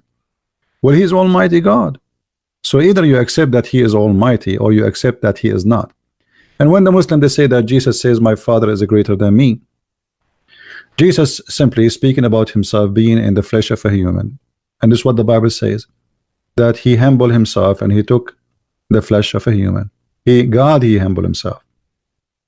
So it's very simple, very easy. We do not need to make it complicated and make it philosophy. God who appeared to us in a man, God who came to us as a man. And this is why he says, Jesus said, my Father is greater than I. It's not for the man to know, but Jesus, he said it clearly, that he is the Alpha, he is the Omega, which means he exists from the beginning to the end. The beginning of what? Not his beginning, the beginning of a creation to the end of the creation. Abraham, he saw my day. So the existence of Jesus have nothing to do with his birth. A Muslim will say to you, we celebrate the day, or the Christmas. That is not really a birthday of Jesus, and we don't care for a birthday because this is not his existence. We celebrate that by him coming to this earth, we are saved. Otherwise, the Messiah said it clearly that Abraham, he saw my day and he rejoiced. The Jews, they said to him, because they think the same as the Muslims by their logic, how you can say such a thing, that Abraham, he rejoiced for your day, and you are not even 50 years old. This is the logic of the Muslims today, the same as the logic of the Jews. So in order to understand who is the Messiah, you have to be a decent person. And in the debate with Muslims, mostly decency is not the case. It is just a mockery. You explain to me then what Jesus meant by saying, Abraham, he saw my day. If Jesus was just a human who was born and he died after 33 years, according to Muslims, Allah, he took him to heaven. Okay, so Allah, he took him to heaven, and he stayed in this earth for 33 days. So how Jesus says that Abraham, he saw my day? Any Muslim can explain that to us? You can give us your own fantasy. But here you notice that the Muslims, they avoid those verses, because those verses, they got them busted.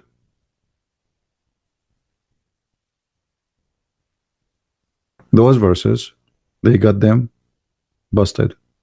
So we will avoid them and we will not talk about them, for a very simple reason. If we use them, people will laugh at us, and people will notice that what we are saying about Jesus is absolute lie.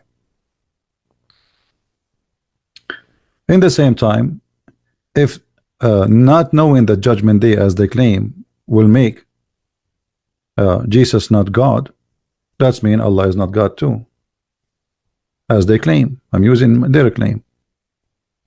Allah, all over the Quran, not only he do not know how the baby is created, and the one who do not know such a simple thing, how the baby is created, how he can know the judgment day anyway?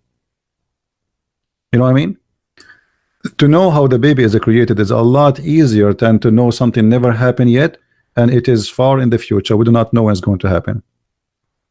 If we go in the Bible, in Matthew chapter 22, you will see the Messiah speaking about things to happen and about him. And always the Messiah, he speaks to us in parables, so people, they might understand, to make it simple for us.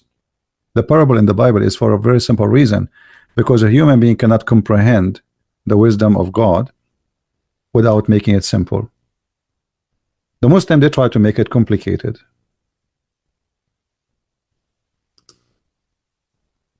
If we go and read here, you will see how the Jews always, they are trying to make the Messiah say something which he don't want to say, or he is not he's not going to say it anyway. It's like a trap. Debating the Jews with the Messiah, it was a trap. So they ask him as an example about the tax. Shall we pay to Caesar?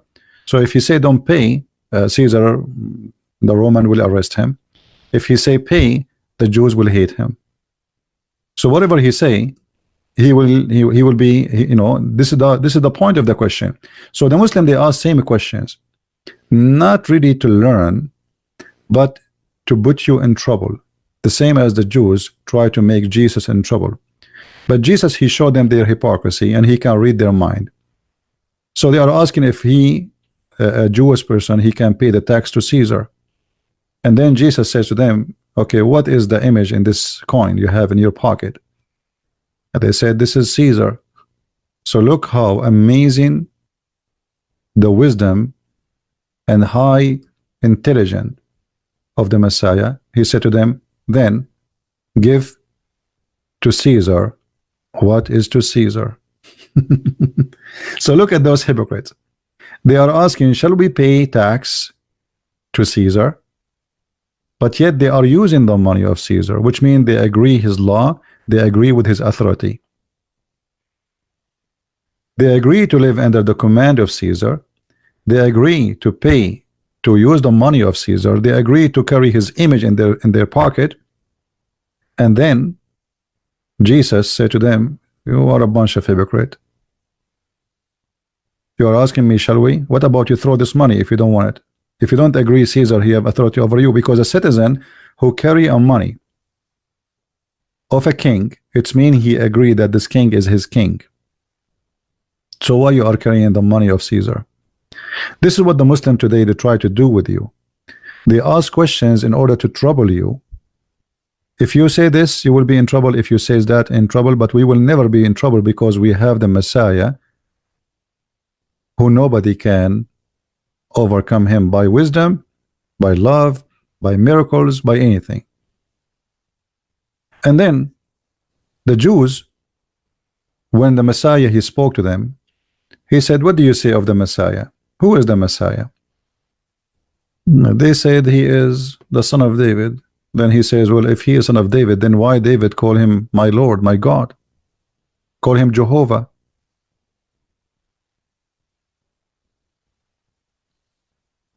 Always I see in the Muslim today another copy, counterfeit copy of the Jews in the time of Jesus. They say to you, where Jesus says I am God, read it. He told them, I am the living God, the God of Abraham, the God of Isaac, the God of Jacob. It's all over in front of you. Actually, each time the Messiah, he says I am, he is saying I am God, your God, because this is how God, he spoke to Moses. When Moses asked God, who are you? What's your name? What I will tell my people? He told them, say, I am who I am. So each time the Messiah, he said that statement, but because the Muslims are a bunch of, copy-paste people, they do not know that the I am is a statement of God announcing himself. It's not just saying I am. Otherwise, what I am mean? Right? What I am mean?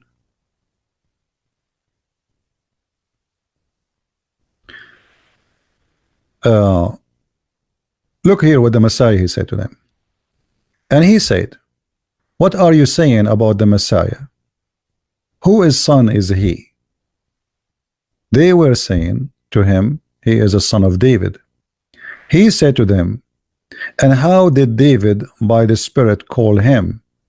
The Lord Jehovah, for he said, the Lord Jehovah said to my Lord. sit in my right hand until I place your enemy under your feet. Therefore, if David called him the Lord Jehovah, how he is his son?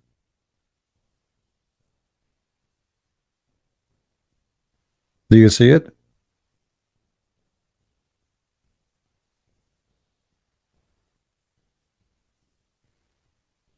And they say to you, where Jesus says, I am God.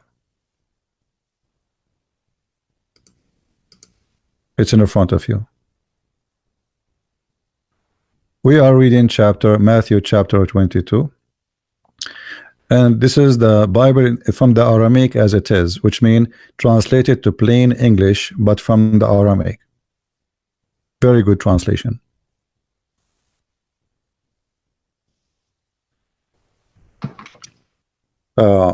So, you know, when I say, okay, the Messiah, he do not know the hour, well, you need to explain to me then what the Messiah here is saying. You have to connect the dots. It's not just one statement. I read the whole chapter. For sure, the Messiah, he knew the hour, but it's not about a date, because in Christianity there's no date. There's no preset date. Yesterday, I quote about what the Bible says about if there is 10 people only, decent people in Sodom and Gomorrah, God will not destroy those cities. Only if there's 10 righteous people. What does that mean? It means the destruction is based upon our sin, not God. He preset the date. So, as we showed you, Muhammad, he was saying that Allah, he wrote a destiny for a person to the point even even your sin is not a sin you choose to do. It is a sin Allah, he chose for you. If you remember, Muhammad, he made this statement here about Adam and Moses. Adam and Moses. Let us show you the hadith. Adam and Moses, they had a debate, according to Muhammad. Moses, he accused Adam that because of you, we are out of heaven, which means because of your sin. And he proved to us that the Muslims claim that Moses was a Muslim is absolutely false, because it is wrong, it is false according to Islam to believe in the original sin. So when the Muslim, they say to us that Moses was a Muslim, well, you have to explain to me then how Moses believed in the original sin. And this is supposedly a debate happened after Moses and Adam, they die, because Adam is dead, Moses is dead. When they debated, I don't know. So Moses is saying, because of you, Adam, you are our father, and because of you, we are disappointed because you turned us out of paradise. That's mean Moses was not a Muslim. Big fat lie. Muhammad, he get himself busted. Because remember, the one who's saying that is Muhammad. Then Adam said to him, oh Moses, Allah favored you, he talked to you directly, and he wrote the Torah for you by his hand. Yet do you blame me for an action that which Allah had written in my fate 40 years before my creation? And here why we say Islam is a stupid cult. Look how Jesus speak about the end of the time and the sin.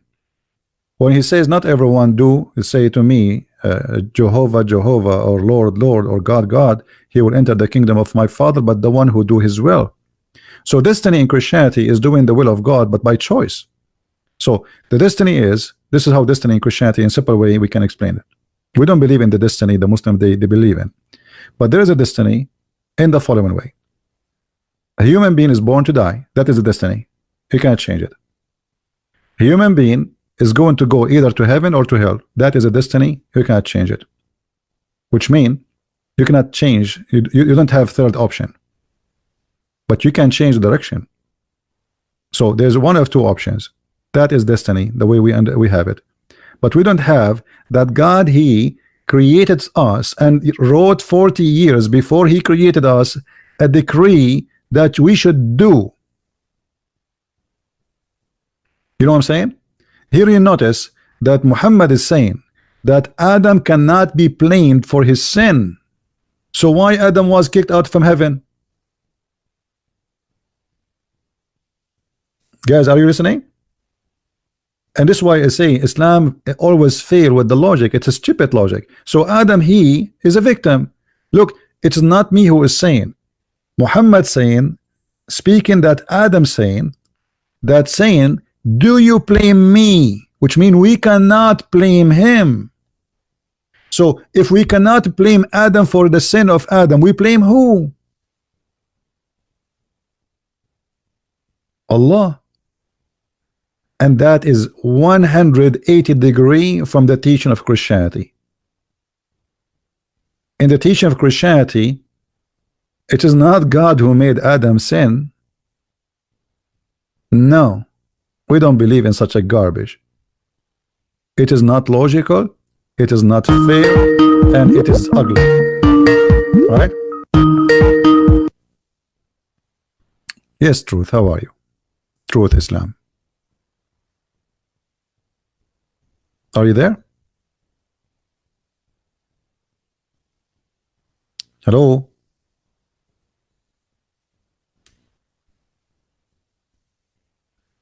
Truth, are you there? Okay, my friend, fix your microphone and call me back. All right? Because I hear nothing. So here you notice that the Muslims are worried about the logic of a Christianity, how Jesus says, my Father, how we believe in the Trinity, but everything in Islam is stupid. The Trinity is very simple. This is how God He is. Either you take it or you. It's not up to you. You see, when Allah He says to you that He is only one, okay, you believe in that because He said He's only one. If He says He's 10, you will believe in that. Correct? I mean, are you debating what Allah said, or you are agreeing with Him whatever He say? Here we go. This is what Allah said, and just because He said that, you agree. But if I am the one who come to you with this logic, you will not like it. Hello? Yes, Truth, how are you? Does my voice now come? Yes, you're still a Muslim today, Truth? You did not leave Islam yet? Assalamu alaikum, brother. I just have 5 minutes. I need to always say something. Always you have 5 minutes, man. I mean, why you don't give me 5 hours? What's wrong? Did you marry a new wife? Be honest with me. Did you change your 4 wives? No, I promise you, bro. No, don't worry. Soon we will have a long discussion. But now I just come quickly to refute you, brother. Okay, refute. And I know. All right. So we believe, yeah, brother. So it says that Adam, you're trying to say that Adam took our sins, right? So we are paying for his sins, but that's not true. Wait, no. Wait. What are you talking about? Go ahead. I'm listening. Start from the beginning. What Adam what? All right. If I'm like the hadith, yeah, what you now have on the screen, right? If a man and a woman agree, no, I mean the one with Adam, right? Okay. Yeah. Adam, you are our father who disappointed us, you see, and turned us out of paradise. So this is not talking about like Adam sinned and then we need something to repent and something, we need to repent because Adam said, no, what Allah did was He put us all together for Adam to repent. It's not sin that ended the world, it's repentance that ended the world. My friend, why? So it's repentance. Okay, hold on. Why Adam need to repent if Allah He wrote his destiny for him? I mean, I make you sin and then I ask you to repent, but he is not the one. He been forced to. Look, Adam here is saying, you speak English better than me. Do you blame me for action which Allah had written in my fate 40 years before my creation? So the point here is, I cannot blame Adam for his sin. Question: if we cannot blame Adam for his sin, we blame who? Go ahead. Now we blame the devil. Because the devil made. What do you mean blame the devil? He did not say. Did you see? Did he say the devil? He said. Listen carefully. He said, which Allah had written. No, listen. Right now, he did not say the devil. No. Don't fabricate. The hadith in front of us. He did not say the devil. He made me do that, because it doesn't matter if the devil or not. At the end of the day, you commit sin. But here, what he is saying, that do you blame me for what Allah had written for me? I'm saying. Who is the one? Who is the one who wrote his fate? Who is the one who wrote the fate?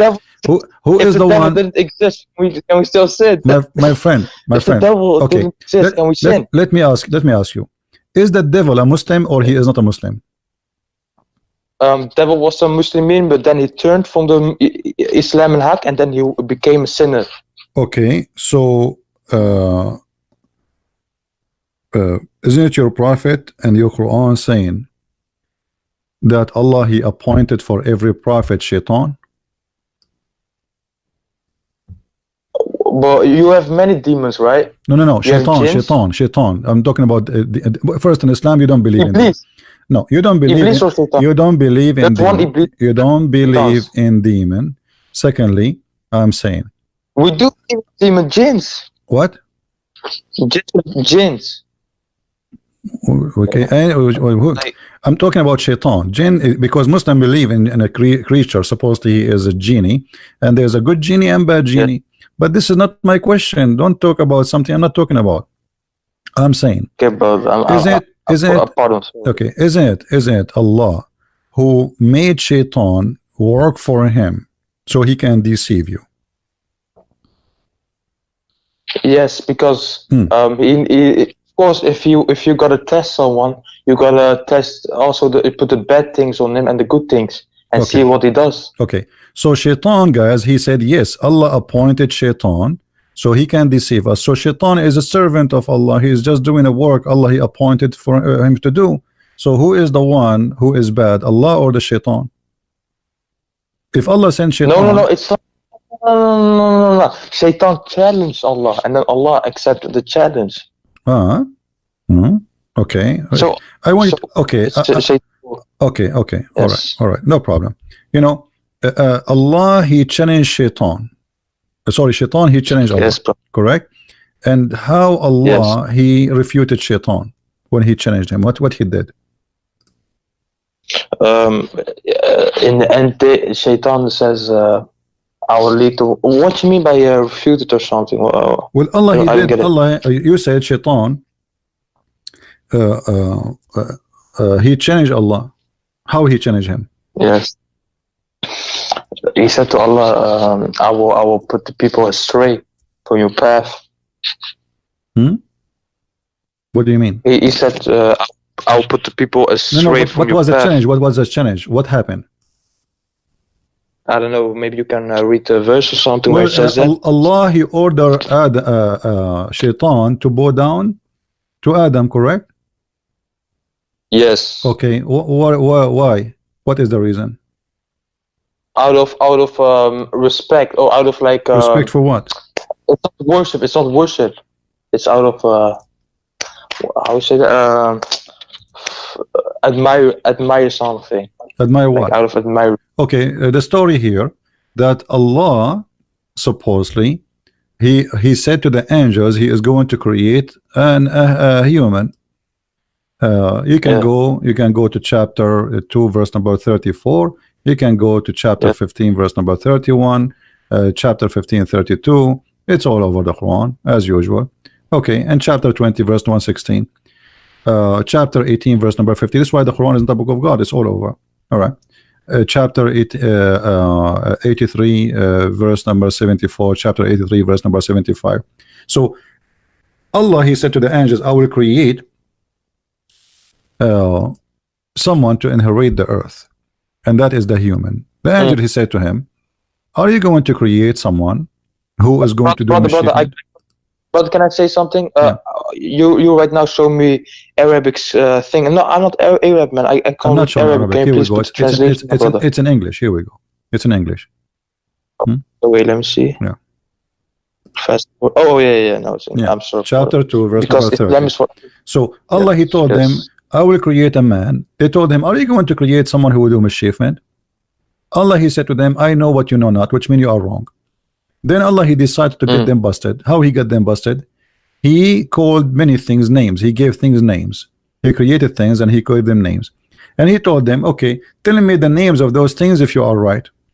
Which mean what? Which mean the angels are wrong, correct? If I say to you, tell me the name of those things if you are right. Right about what? Right about knowing that Adam will do mischievement, correct? Okay, but Adam did mischievement. And he placed them before the. Tell me the names of. So, could you repeat the claim? My friend, they say to him that, Adam, are you going to create someone who will do mischievement and even Yeah, shed the yeah. blood? Allah said to them, I know what you know not, which means you are wrong. And then he continue trying to get them busted. He's like trying to be Christian Prince for one day. And then he says, and he taught Adam the names of all things. Then he placed them in before the angels. So he created things like remote control, microwave, potato, tomato, and he gave them names. He told the angels, okay, tell me the names of those things. The angels look like, what? No way, we cannot tell you the names of those things. And they said, glory to Allah, that the knowledge, we don't have a knowledge of what you have. And then Allah, he want to show them now that he is God. How? He told Adam all the names, and he told Adam, okay, Adam, tell them the names of those things. What is this? Adam, he says, this is a carrot. This one, cucumber. This one, tomato. This one, potato. And this is how the angel were astonished, like, wow, how Allah, he proved himself. Let me ask you, if you have, hold on. If you have a dog with you, you are walking in the street and you have a dog or a cat, and I ask you, what is the name of your dog? You says to me, if I tell you the name of my dog, are you going to believe I am God? This is what your God he did. He named things and he told them, tell me the names. And because they do not know the names and he know the names, that means he's God and he have knowledge. I mean, how stupid that argument is, because I am the one who named them the things. What about we do the opposite? What about you name it, you don't tell me, and then I will tell you the name you gave to that thing. That will make him God. But look what he did. He is the one who named the dog Susu. And then you ask him, hey, do you know what the name of my dog? He said, no. And then Allah, he says to you, my dog name is Susu. But you are the one who named him Susu. So how that can prove to us that he's God? Secondly, if we go in the Quran, we will find this. You said that Allah, he appointed Shaitan, correct? Yes. Okay. If Allah appointed Shaitan, that means Shaitan is an employee to Allah. Yes? It is all started by Allah. Okay. So what is the job of Shaitan to do? To mislead the people. Okay. To test the people. But who is the one who hired him?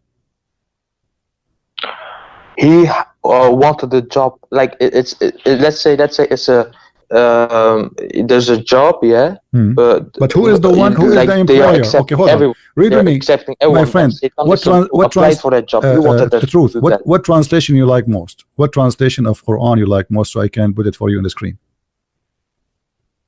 Bring me any. Bring okay. me any. Read with me carefully. Read carefully. Allah saying, Allah speaking, and so we have appointed to every prophet enemies, shayateen. Does it say that? And so we have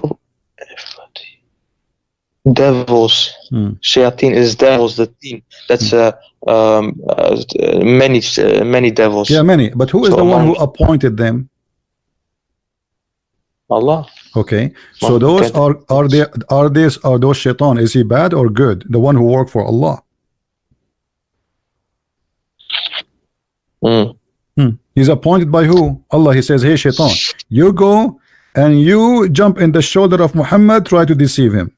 So that shaitan, is he a bad boy or a good boy? Bad. Bad? Why he's bad? Allah, he's appointed him. He's doing the order of Allah. No, but this is after. Doesn't matter. Who is the one who appointed my friend? Who is the one who appointed shaitan? If I appointed somebody to kill you, if I appointed someone, listen, if I appointed someone to kill you, who is the one who is the really criminal? The one who killed you or the one who appointed the hitman to kill you? No, bro, this was after the challenge, man. Doesn't matter. What's a challenge? There's no challenge. He appointed.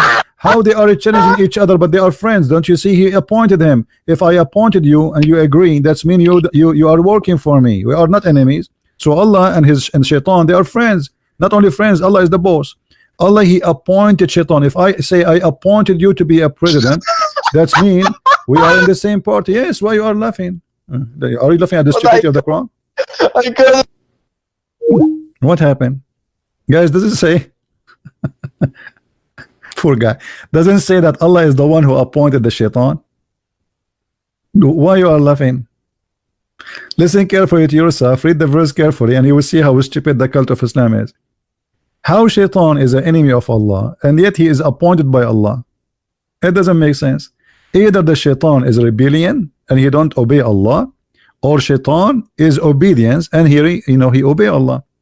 Based on the verse in the front of us, he is not only obeying Allah, he work for Allah. And you yourself, you said that Shaitan, Allah, he sent them to deceive. He was sent by Allah. I don't know why you hang up. Let me call you back.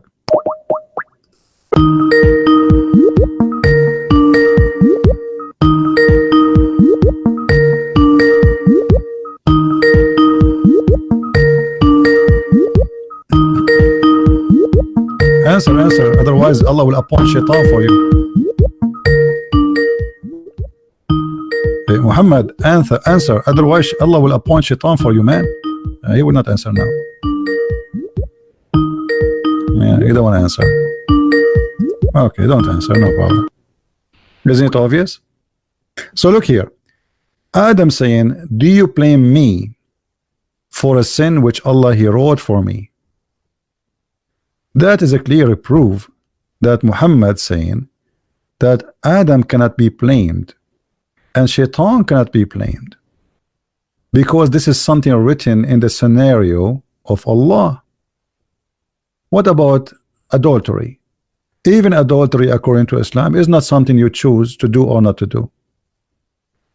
Muhammad, he said that Allah he wrote for every human being his portion of adultery.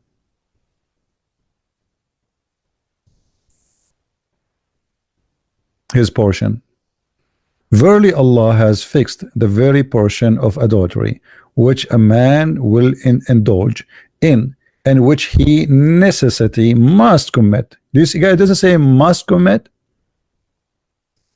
Does it say he must commit? That's it. It's written for you. So what is Shaitan here? Is Shaitan is the one who made us commit adultery? No, it's Allah. Allah, he have a fixed portion for you. He wrote it. It's not Shaitan. You see, this stupid cult, when they want, they blame Shaitan for their crimes, and when they want, they ignore the statement in the religion. This is your prophet saying Allah has a fixed for very portion of adultery, which means you will do 2 kilograms of adultery. I might do maybe 5 kilograms of adultery. He might do 10 kilograms of adultery. But all of this, it is by Allah decision, not Shaitan. And it says here that in which he of necessity must commit. It's not a choice.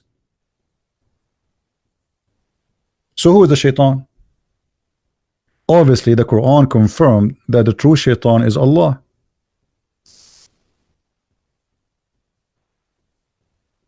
Right? The true Shaitan is Allah. There is no Shaitan. I mean, if and here, imagine Allah, he made Adam commit sin, and Allah, he made us commit adultery, and then he will stone us to death. I mean, have you ever heard of a stupid thing like this? So he write my destiny to commit sin, and then he wanna punish me for committing sin. Who is the stupid here? This is why we said Islam is a very silly, stupid cult.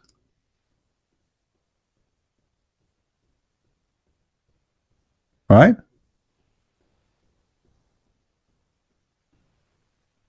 Who is a Muslim have the courage to call?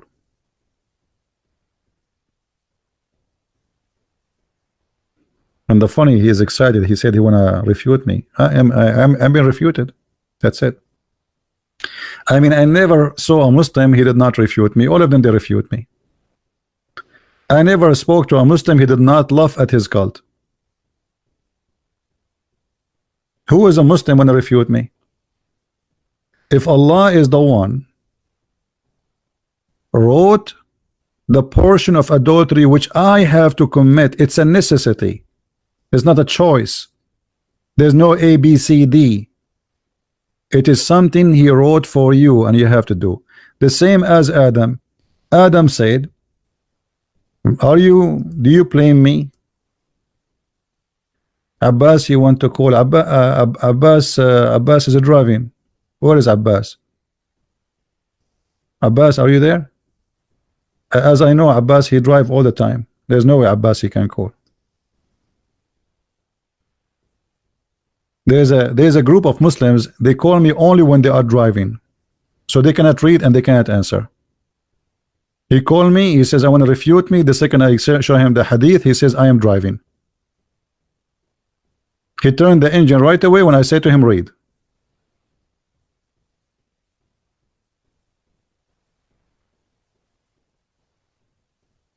What about this? Let us show you a different story. What about the Prophet is ordering his followers to give the women to give their breast to a stranger?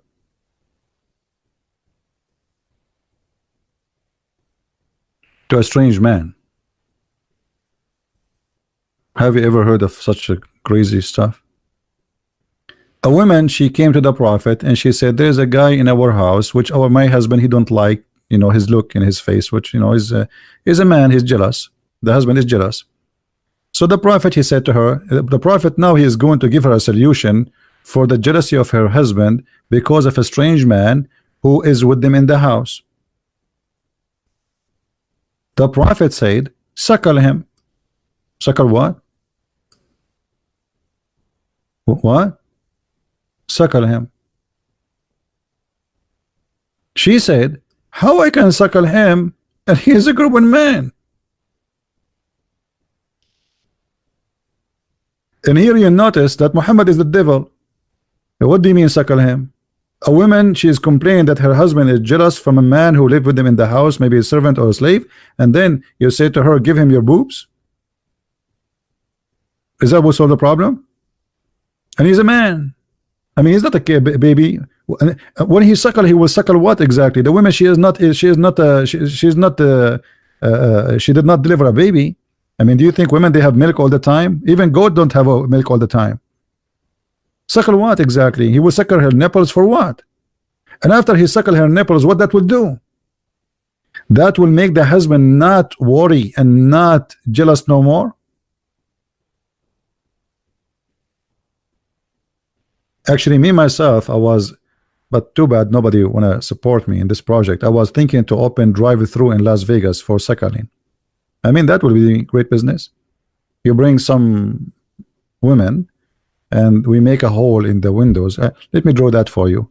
But I hope nobody will steal my project, because this is like, I have copyright over it. By the way, it's registered already with the government. All right. So, you know, what we can do, if you guys support this idea according to the Prophet, this is the wall, and we make windows like this. Okay, in the wall. Okay, this is very small windows, because those women, they are going to have a big ones. We will not hire women, they have a small one. Sorry. If you are thinking to work with us, it have to be big. And you can put silicone, I don't care.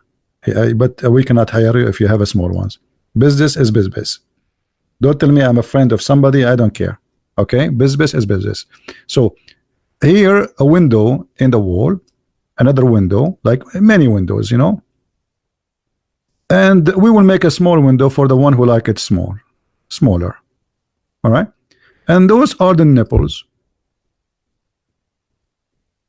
And that will make it halal more than the Prophet, because the Prophet, he did not say like make your boobs coming out of a window. No, you have to sit in her lap. Here is more conservative, because he will not even see the women. Oh, what he will see nipples. He drive it through, he put his mouth there, and he have to do it 10 different times. So we will give you full membership for 10 days suckling for $100.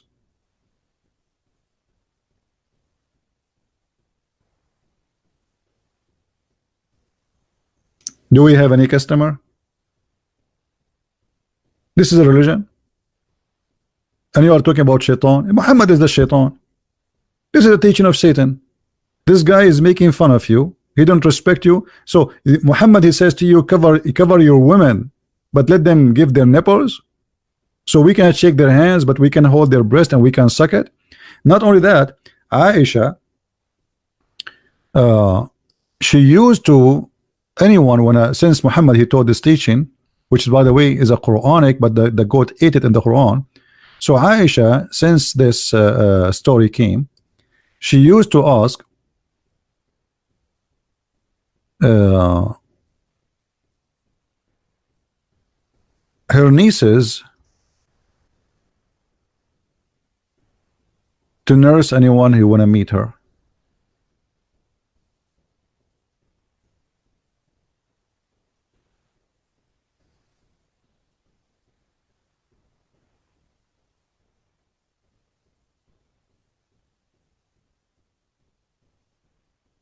Let us see if we can find the hadith. Yeah, this one will do. Look at this guy. This guy, he wanted to meet Aisha. He want to see Aisha. He have an issue to talk to her. And now Muhammad is dead. Aisha, she became, 20 years old. 20 years old. The husband, Muhammad, he died when she is 18. So this guy, he want to see Aisha. Look what Aisha, she was practicing. Yahya related to me from Malik, from, that's the following. That Aisha, the mother of the believers, sent him away while he was being nursed to her sister. So he want to see Aisha. She told him, no, go and nurse from my sister, Kulthum. So Kulthum, she was working as a secretary. Any man when I enter upon Aisha, he have to suckle Kulthum. Let us draw that. This is a table here.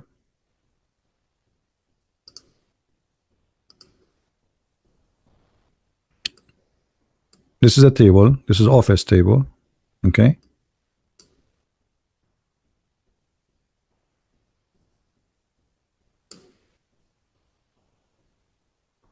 I told you I'm very good in drawing. You don't believe me. Hey, it's okay. Here we go. And here in the other side, this is the sister of Aisha.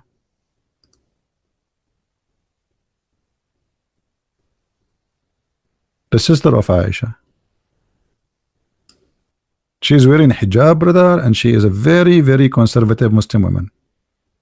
And those are her legs. The guy Yahya, he want to meet Aisha. Aisha, she told him, go and suckle from my sister. So now this guy Yahya, he have to lay down on her lap. We will call Yahya Mr. Green. So here now Mr. Green, the green is not working. It's not good. I think we need something different. We will make his head yellow. So here now, this is his head, and I will draw the rest of his body weight. And the drawing is coming. I cannot draw everything one time, one shot. So now he is laying down in the table, and his legs is coming down, like in his legs, this his legs. Huh? And now he is sucking the breast of the sister of Aisha. And the purpose of this wisdom, so he might be able to see Aisha. I am truthfully, now I became a Muslim. I don't know how many people they would love to suckle nipples and convert to Islam. So anyone want to see Aisha, he have to suckle her 10 times, not only once. He have to suckle her sister, because Aisha supposedly she cannot do it, she is busy woman. So go and suckle my sister. So if you suckle the sister of Aisha, that will do, according to Aisha, yes.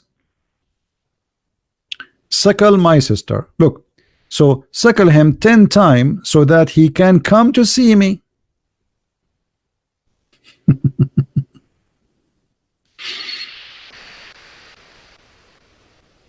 And you are telling me that there is a devil? This is the devil himself. 10 times. Tell me, what about 2?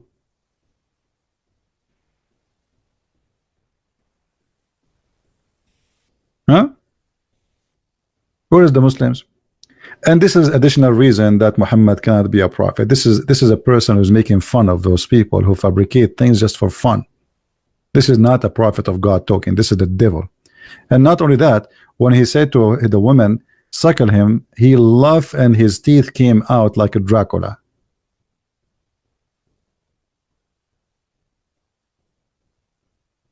And by the way, those verses which is about suckling for adult, it used to be in the Quran, but sadly a goat did eat them.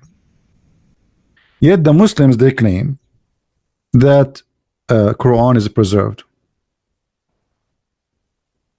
The verse of stoning and the breastfeeding for adult 10 times was revealed, and the paper was with me under my pillow. When the messenger of Allah died, we were preoccupied with his death, and a tame sheep came and ate it. Yet the Muslim, they claim that the Quran is the only book is preserved. If a goat ate the Quran, and now we cannot find those verses. And trust me, I don't believe that the goat ate the verses. I think the Muslims who ate it, because they are ashamed of it. Because listen to this, if the goat ate the verses and the Muslim, they knew the verses, so who care about ate the verses? Write the verses again. Correct? If the goat ate the verses in the paper, okay, write it again. The goat ate the verses, did not eat the Muslims. So why the verses are not there? But they had no paper. How this is? No, they had, you know, they had, you know, they have their own forms of things they write in. And the goat ate anything, actually. Anything you put in the front of the goat, she will eat, even plastic.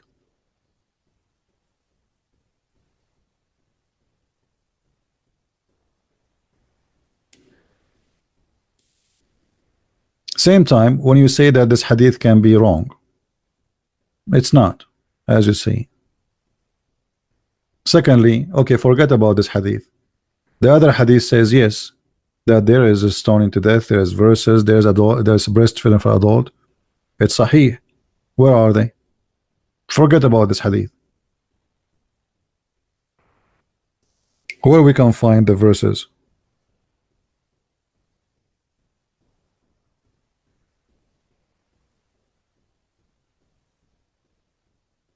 But obviously this guy, he was making fun of the Muslims, and you know, whatever he's saying, people, they have to obey.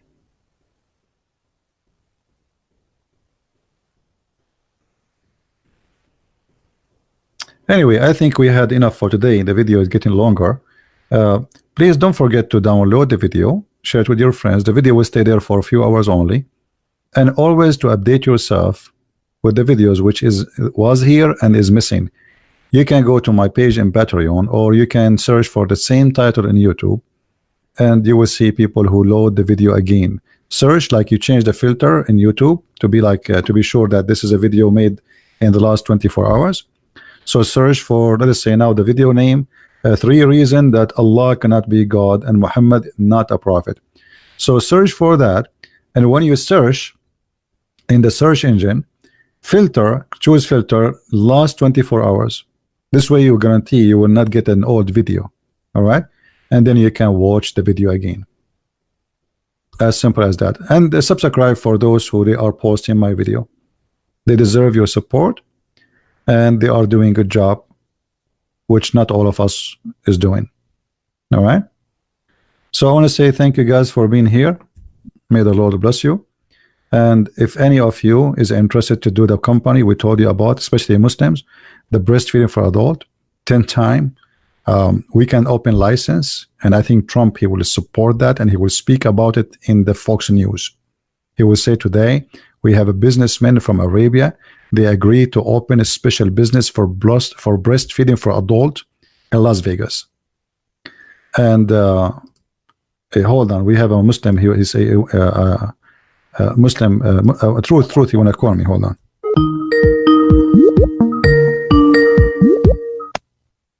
Yes, truth. Where do you go, man? What happened? You okay? Can you hear me? Yeah, I hear you. Even the angels and the shaitan, he hear you too. Assalamu alaikum, brother. What you mean? What happened? Well, I was asking you, when Allah, he appointed shaitan for Muhammad and for Muslims. Okay, are those shaitans working for Allah, or they are doing by their own? So when Allah appointed these shaitans, right? It was after the challenge. It was Doesn't matter. after Doesn't the matter. challenge. After and this is not the point. Actually, I will go with you after the change. No This is the problem. point. This is the Listen, point, because listen. it's after No the problem. challenge No, when my everything friend, my happened. friend. Yeah, it How is, but it how is they after are the challenge, challenging because it's different, Allah? because Hold on, if hold it on. was before the challenge, it would be have different circumstances. Okay, listen, But listen, listen. when the challenge was accepted, then he appointed those devils. This was just a part of the First, challenge. okay, okay. Well, first of all, there's no challenge. You can show me the verses, and we will love. Secondly, you will see. Let us say I challenge you, and then you appoint me. Please speak as an adult. You know, I talk to you in respect, right? Yeah, yeah, yeah. So Yeah, I appoint you. I appoint you, and you accept my appointment. So how there's a challenge between us? You accept. I appoint you. I appoint you to go right now to Washington D.C. and you accept. That's mean you work for me. You are not challenging me. You just accept. I appointed you. I am the one who appointed you. Who is the one who appointed Shaitan to the prophets? Allah. So who is the one in charge of the Shaitan? Allah. Who is the one is obedient? The appointment, then you also give the timestamp when the appointment is happening. Doesn't matter. Doesn't You give matter. when- Doesn't matter. when- Shaitan is a Shaitan. Okay, hold on. Is Shaitan is an angel or is a Shaitan? At this moment, when Allah he appointed Shaitan, is he a good person or he's a Shaitan still?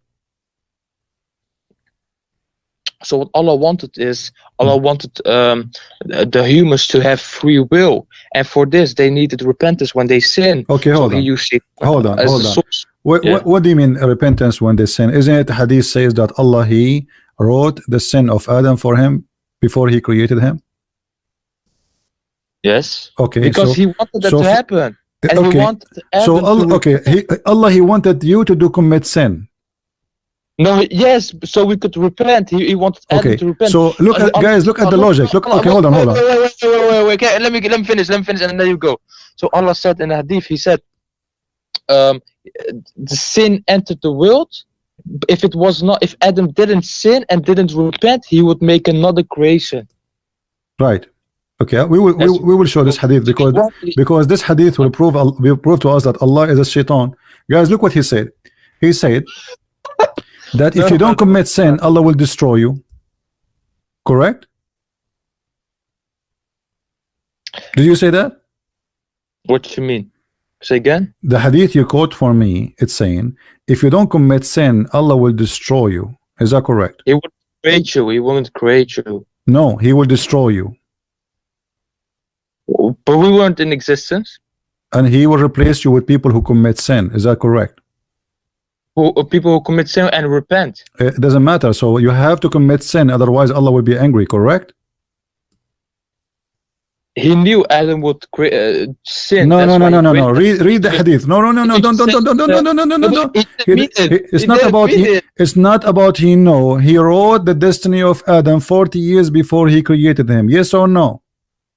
But he didn't mean that if Adam didn't sin, that he would create another creation. Okay, let us see. Read the hadith. Okay, then read the hadith in the screen. Read the hadith in the screen. Let me open the screen then, brother.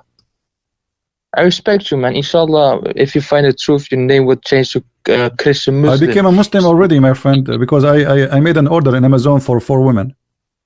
You changed the prince to king, Muslim king. Yeah, and then we will do breastfeeding for adult all over. Me and you, we go and we take women and we do breastfeeding. Okay, now read the hadith for me. All right, let me read, brother. Let me see. So by him in whose hand is my life, if you were not to commit sin, Allah would sweep you. Oh, this is the Quran, huh? My friend, read and explain. Let us laugh together. Right. It's not cool that you putting heavy stuff on me. You know. Now you wanna cry? You call me to refute me. Now you wanna cry? What heavy stuff? This is very light. It's very simple. It says if you don't commit sin, what Allah will do? He would sweep you out of existence. Okay, is that logical? Is that right? Is that fair? Now this is just like he didn't mean this. It was Allah, he said that, but he don't mean that. He means something else. What he meant? It's like a father saying to his wife, if the baby didn't come out of you, we would make another one. Hey baby, come out, baby. What do you mean come out? Then I'll come out of you. Is that a garage? What are you talking about? Listen, Allah saying, if you don't commit sin, I will destroy you. So what the reason to destroy you? Not committing sin. He want people who commit sin and ask for forgiveness. Your God Allah is mentally ill. He have an echo problem. He like people to say, please Allah, please forgive us. So if they do not commit sin, they will not say, please Allah, forgive us. So he want people to say commit sin so they can kiss his ass and kiss his shoes. Please forgive us. So Allah, he in favor of people who commit sin. He don't like people who they are good and not sinners. No, because he didn't want the creation to be having what's called free will. He wanted creation to have. What a free will? Hold on. Where is the free will? Here we go. Hold on.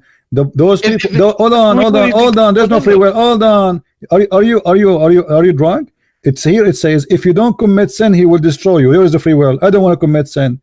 Allah will destroy me if they don't commit. So there's no free will. He is saying, he is saying the opposite. He will destroy you if you don't commit sin, not the opposite. Where is the free will? And now he will replace us with people who commit sin. So and here, by the way, this is a proof Islam to be false, because why Allah he destroys supposedly the people of Noah? But it doesn't say in general. It only Answer says me, the please. specific Why Adam Allah? when he Why Allah? Why Allah? Okay, why? Hold on. Why Allah destroy the? Why Allah destroy the people of Noah? Noah? You mean when the ark happened, right? Yeah. Because they were wicked. Yeah. They were wicked. Okay, but Allah here is saying, I want you to be wicked. No, it says Adam, the specific Adam, not the world. After Adam, he wants people to repent. That's what why. Adam? What Adam? No. This is about the. He's talking to the people. If you were not, you are not commit sin, he will replace you with people, not a man. This is not about Adam. Same time. No, but if Adam sins, then his descendants will also sin. So you believe now in the original sin? Yes, but I believe it's the original repentance. It's not the original sin. It's the original okay, let me repentance. ask you. Let me ask you. Adam, he commits sin. How Allah he forgive him? When what you mean? How Allah forgive him? How Allah he forgive him? Did Allah forgive him before he kick him out from heaven, or after? After? After? No, before. Before. So why he kick him out from heaven? To the world. Guys, Allah, Adam, he looked at the up to the sky. He saw the throne of Allah and written the name of Muhammad. He said to Allah, please Allah, forgive me for the sake of Muhammad. Allah said to Adam, what? How you know about Muhammad? I did not even create Muhammad yet. Adam, he said, Allah, I saw. Hold on. Let me tell the story. Adam, he said, Allah, I saw the name of Muhammad in your chair, and by that I know he must be very dear to you. Huh? Alhamdulillah, yeah, he saw the name of Muhammad. Okay, why the? Okay, so Adam, he said to Allah, forgive me for the sake of Muhammad. How Adam he speak Arabic? He can read. Allah made him read. Of course, Allah made him speak. How did he speak? So he is born right away. Okay, hold on. Now, but Allah, Allah he forgive Adam. Why Allah he kick him out from heaven after he forgive him? Because this is what happened, yeah. So Adam sinned, and then Allah wanted this to happen, and then he repented, and then he completed the circle, and then it was time when he repented. That was the time. So Allah kicked Adam from heaven as a punishment or not? Because he repented, and that was the thing Allah wanted from us, and now repentance entered the world. So Allah he wanted from us to repent. Why he kicked him out from heaven? Abdul, listen. He repent. Why he kicked him out from heaven? We wasn't made to. We was made to live in this earth, right? No, because Adam was created in heaven, not on earth. Brother, Allah wanted. Abdul, listen. The Muslim believe that the garden of Adam was in the sky, not in the earth. I don't care what people specifically believe, brother. No, it's not up to you. Here, the verse in front of you saying that it says, "Get down, all of you." So he was where? In heaven, in the sky. Get down. Do you see? Let me read this. Listen. Does it say get down? Does it say get down? When you say get down to somebody, that means he's up, correct? Yes. Okay, so get down from where? From this place, from heaven. Okay, so he was in heaven. Yes. So heaven is not on the earth, and he did not create him to be in the earth because simply he created him in heaven. Otherwise, he will create him in the earth. What does Quran say about the heaven and earth and that Allah split it together out of each other? What does this have to do with this? No, but this is after Adam created. Adam, a last thing to be created. Adam, according to your prophet, he created him Friday afternoon. Do you want me to show you?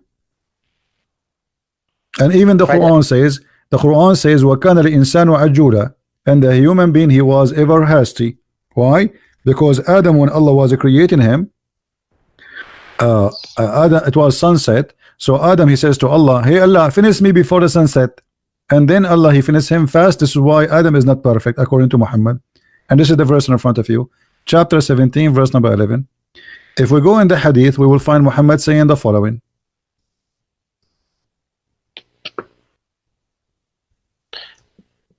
Yeah. I want you to read with me.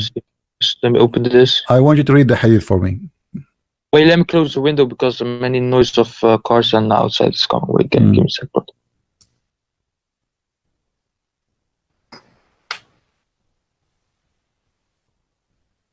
When Allah, he created Adam,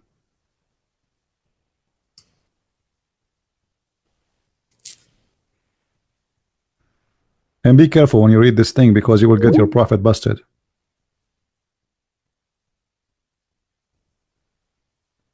Are you there?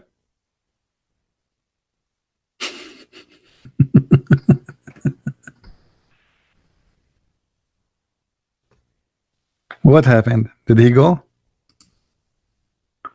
Where he go?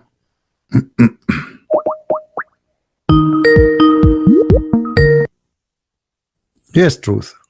When Allah he created, okay, when Allah he created Adam, and where? Can you hear me, brother? Can you hear me, brother? I hear you. When Allah he created Adam, when and where?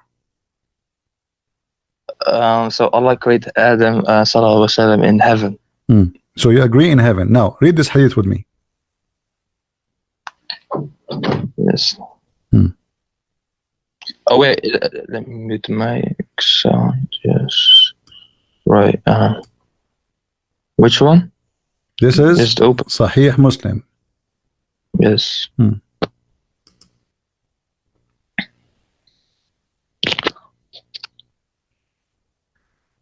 Allah the exalt. Can you read for me? You got a beautiful voice, mashallah. Yeah. Like Jibreel is speaking. Allah the exalted, the glorious, created the clay on Saturday and created the mountains in Sunday, and he created the trees on Monday, and he created all things entirely in labor in Tuesday, and he created the light in Wednesday, and then he caused the animals to spread in Thursday, and he created Adam after noon Friday. At the Asal on Friday, the last creation of Allah, at the last hour of the... What do you think about this?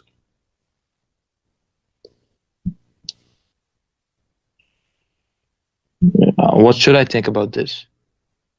Do you agree with this?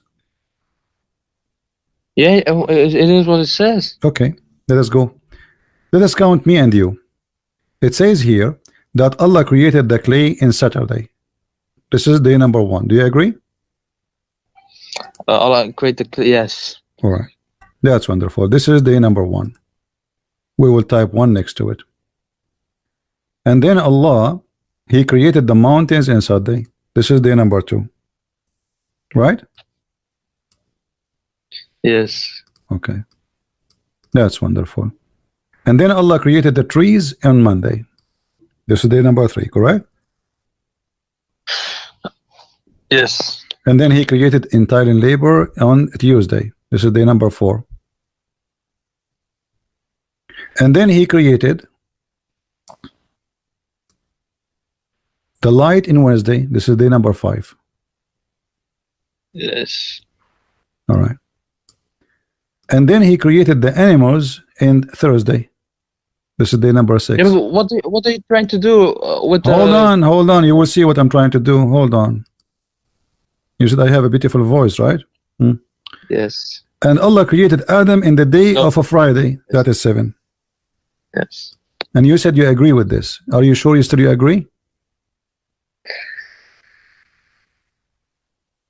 Yeah. But isn't it the Quran says Allah created everything in 6 days, and then in the day number 7 he went to the sky and he rest? He sat in the chair. After Asr on Friday, the last creation of the last hour of the hours of Friday. Huh? Because Adam was spread onto great Adam, peace be upon. After Asr on Friday 7.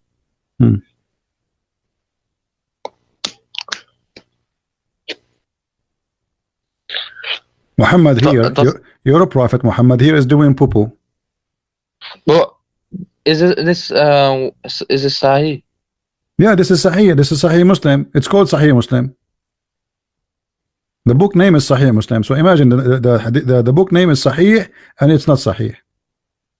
So you got the Al-Qur'ani Kareem, right? It's 100% correct what we believe. And then you got the Hadith, which is 50%. Okay, I wanna go to the Quran. Okay, hold on.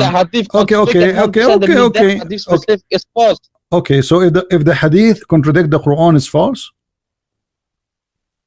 That specific one, yes. Okay, well the Quran says you do mut'a. The Hadith says don't do mut'a no more. Which one you take? Wait, what? Quran says, no more. That's mean like no more. No more. Okay. I will go with you. So don't do it. So we should take always the Quran over the Hadith. Do we agree? Yes, but if the Hadith says no more, then you have hold on. Something. Hold on. In the Hadith in front of us, Allah created the light in Wednesday. Allah created the man. According to the Quran, which one Allah created first? The stars or the trees and the mountains? You tell me. No, you tell me. You are the Muslim, not me. My name is not Abdul. It's you, Abdul. No. I want you to give da'wah to yourself, brother. Don't worry about me. I'm making thousands and thousands of Muslims leave Islam every day. The question is for you. I want an answer. Which one Allah created first? The stars, the sky, or the earth and whatever in it? The trees, the water, the animals, or the stars? Which one Allah created first? Anything. He can create anything what he wants. This is not the question. You see, you have to answer the question. You see, this will happen now. You are scared to answer. According to your God, if we go right now to Google, you can search Google. Which one Allah created first? All right. Give me a second, brother. Okay. Give me a second, brother. Let me see. And this.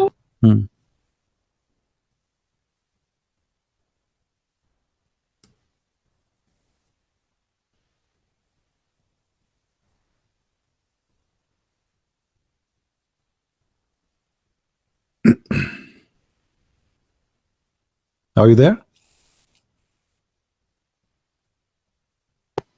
Yes, I'm not running. Don't be. I'm not running. Okay. No, you cannot run. Where you will go? I will send Jibril after you. He will squeeze you 3 times like the Prophet, and no mayonnaise will come from you. Brother, so I type in Google creation of Allah, but I can't find it. If you maybe bring it out, it would be better. Okay, I will search for you. Look like you are in purpose trying not to find anything. Is that the case? Find the truth. I have the truth, inshallah. I want to spread the truth, man. Okay, let us see if you really want the truth or not. Okay. In chapter, I want you to open with me. Chapter 2, my keyboard.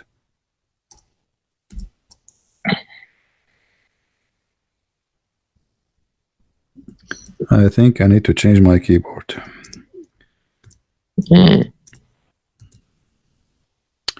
In chapter 2, verse number 29, read in the screen with me, please. Yes. Okay. It says the following. I will put it for you on the screen.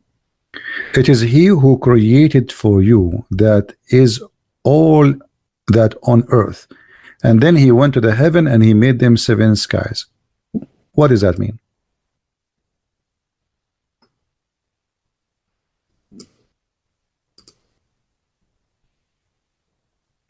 Wait. Yeah.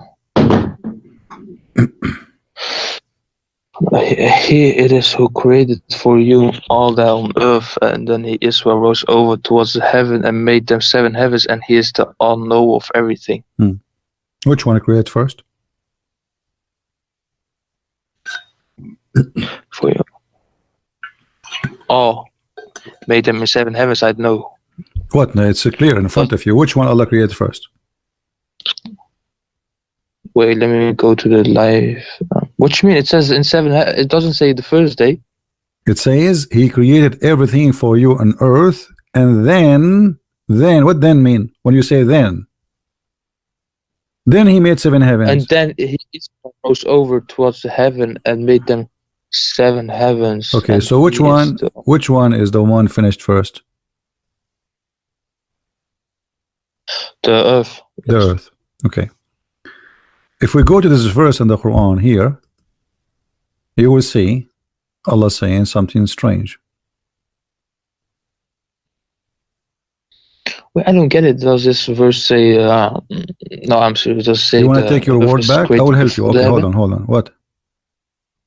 Does it say the earth is before the heaven created? Doesn't say. Okay. Does it say the earth is created before the heaven? Okay, we will confirm that in different verse. In this chapter 41, verse number 9, it says Allah the one who created the earth for you in 2 days, correct? Where? Chapter 41, verse number 9. So yes, do you?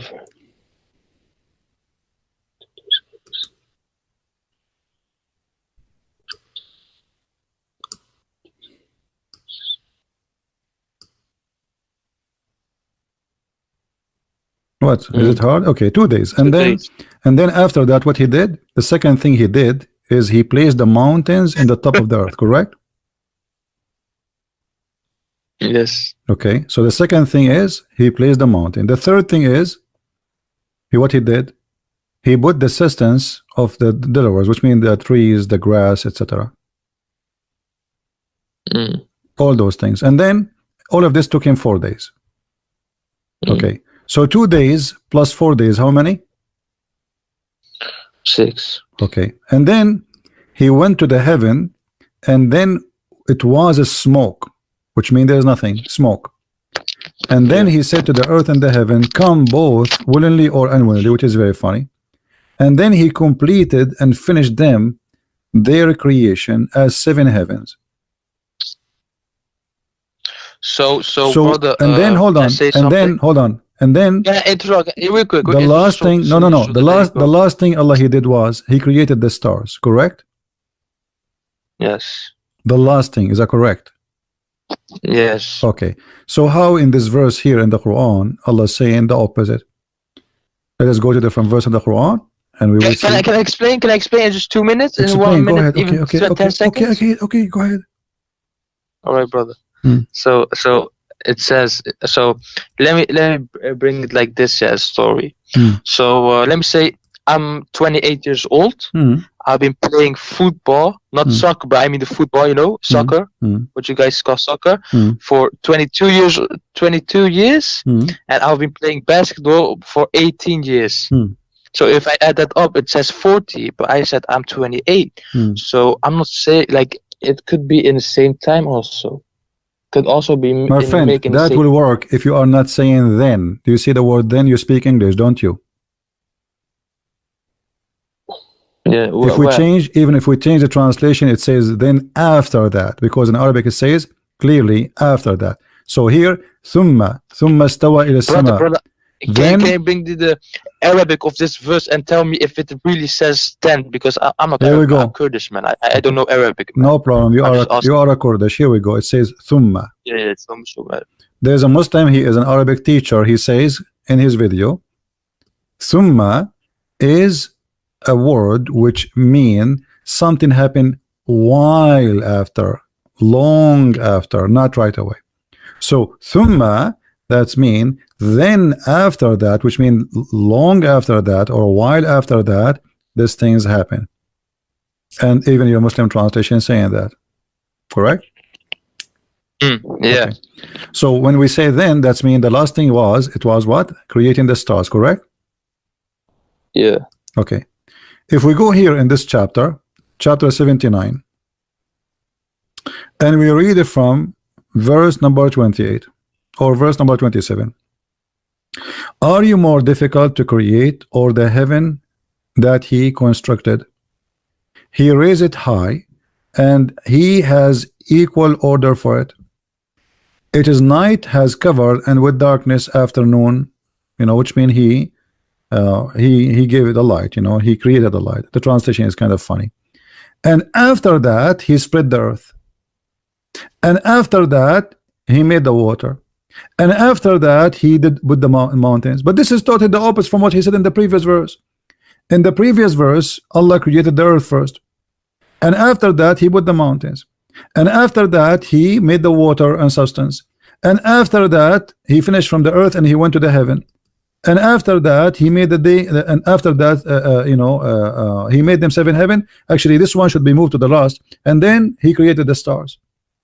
So which one of them is correct? You said to me, if a hadith contradict the Quran, we reject the hadith, but this is Quran contradicting Quran. We go back here, chapter 41. Chapter 41. Your prophet talking. Allah created the earth in 2 days. In 2 days. Then he placed there mountains. We go to the other one. Allah created first the sky. He finished the sky. He made it rise above. He made the day and the night, which means the stars are made. And then after that he went to go to work in the earth, and after that he put water, and after that he put mountain. But here it says the opposite. The first thing he created the earth in 2 days, and after that he put the mountains, and after that he put sustains for the earth, and after that he went to the sky. So which one? Blind, man. I'm getting deaf, man. After. Yes, I know. But brother, we were talking about Adam sallallahu alaihi wasallam. My friend. No, we are talking about the stupidity. No. I mentioned to you Adam. You said to me, no. We are talking about Adam. Hold on. You see, you are going crazy now. You are going panic. Yes, listen. The reason we jump here, the reason we jump here, because you said to me, if a hadith contradict the Quran, we reject it. I'm showing you that all the Quran contradict the Quran, so we did not change the topic. So which one Allah created first? Adam, the stars, the earth, the water? What kind of God? You don't remember which one he created first?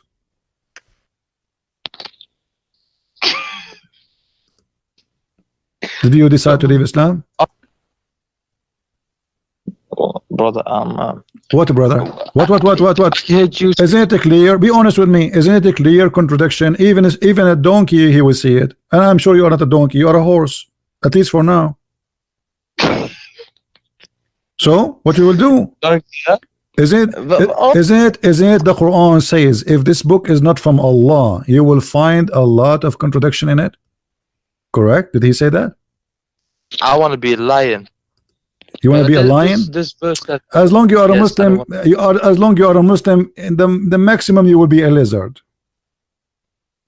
So answer me, because here we go. You are trying now to be a lizard. You are hiding between the rocks, and you don't want to answer. It's a clear evidence that Muhammad is bringing contradiction, claiming that Allah. You guys talk about lizards and stuff, man. What you mean by lizard? What I mean by lizard, your prophet, he says the lizard are the enemy of Allah, and they try to burn Abraham. So now you are trying to burn Abraham. Yeah, I can show you the reference. You want to show you? What? A lizard doesn't have lizard. What? You talk about lizard? Yes. And don't change the topic first. We will go to the lizard. The Quran says lizard. The Quran says why they cannot consider the Quran, why they cannot understand it. If this book is not from Allah, they will find a lot of contradiction. Correct? So the Quran told us, if this book is not from Allah, is not from the true God. That's a falsification test for us who don't know the Arabic language. I know Arabic language. Stop playing the game. And who care about the Arabic language now? This is your Muslim translation. There's no way they will. It says in front of you which first, which second. Even this one, you need Arabic now. Well, I speak Arabic. Bring me somebody speak Arabic. Stop lying to yourself. You see, I am speaking to you, and I'm expecting from you to be a respectful person, but you are not respecting yourself, because what does this have to do with Arabic and English now? We can read the interpretation. You can do whatever you wish, and this is your Muslim. I asked you what translation you like. You told me it doesn't matter. So now suddenly the translation does matter.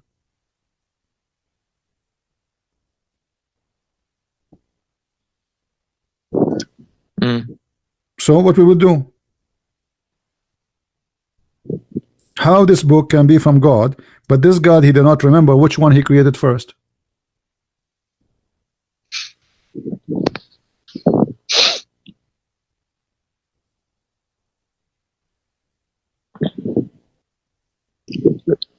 Yeah, if that's true, that's a contradiction then. It's true. I'm showing you, and you know what? I want you to take a week after you go now, and check it. And about the lizard, here we go.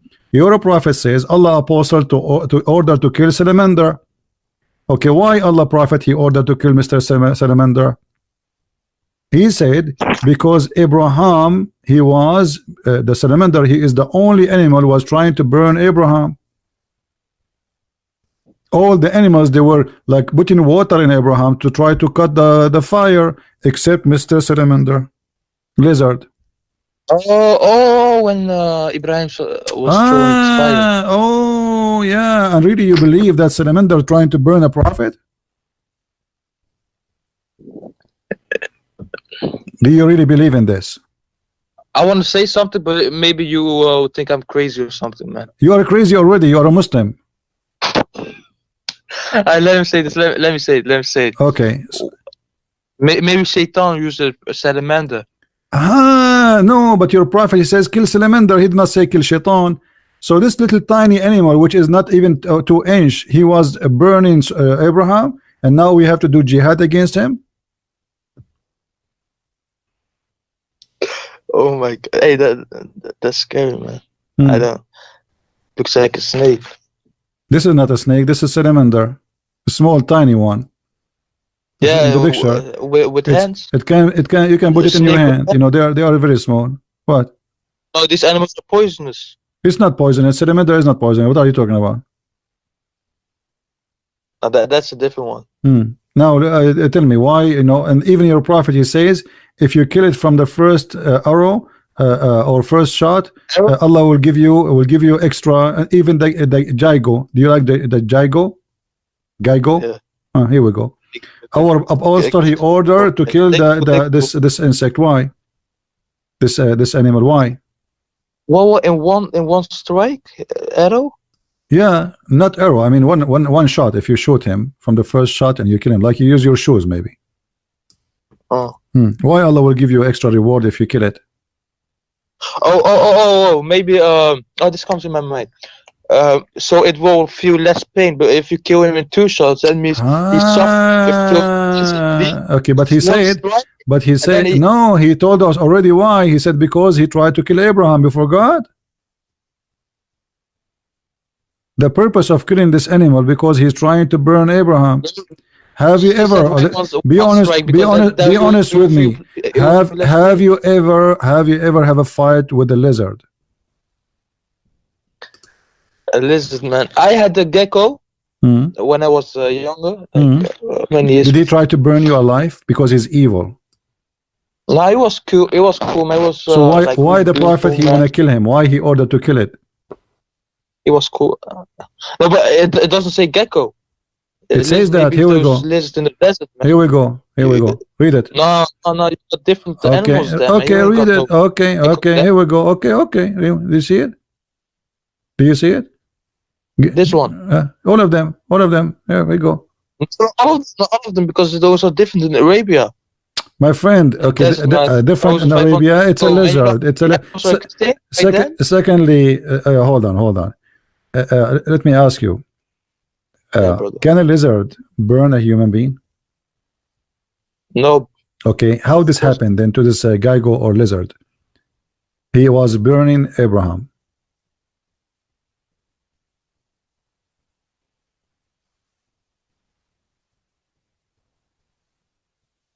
He didn't burn Adam. He just prevented Adam. No, it says here. This is Sahih Bukhari. It says that the salamander he blew the fire on Abraham. Does it say that?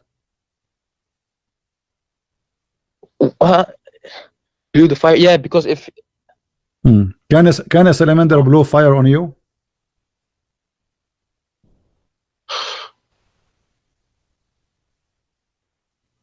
No, man, that's some Chinese shit, man.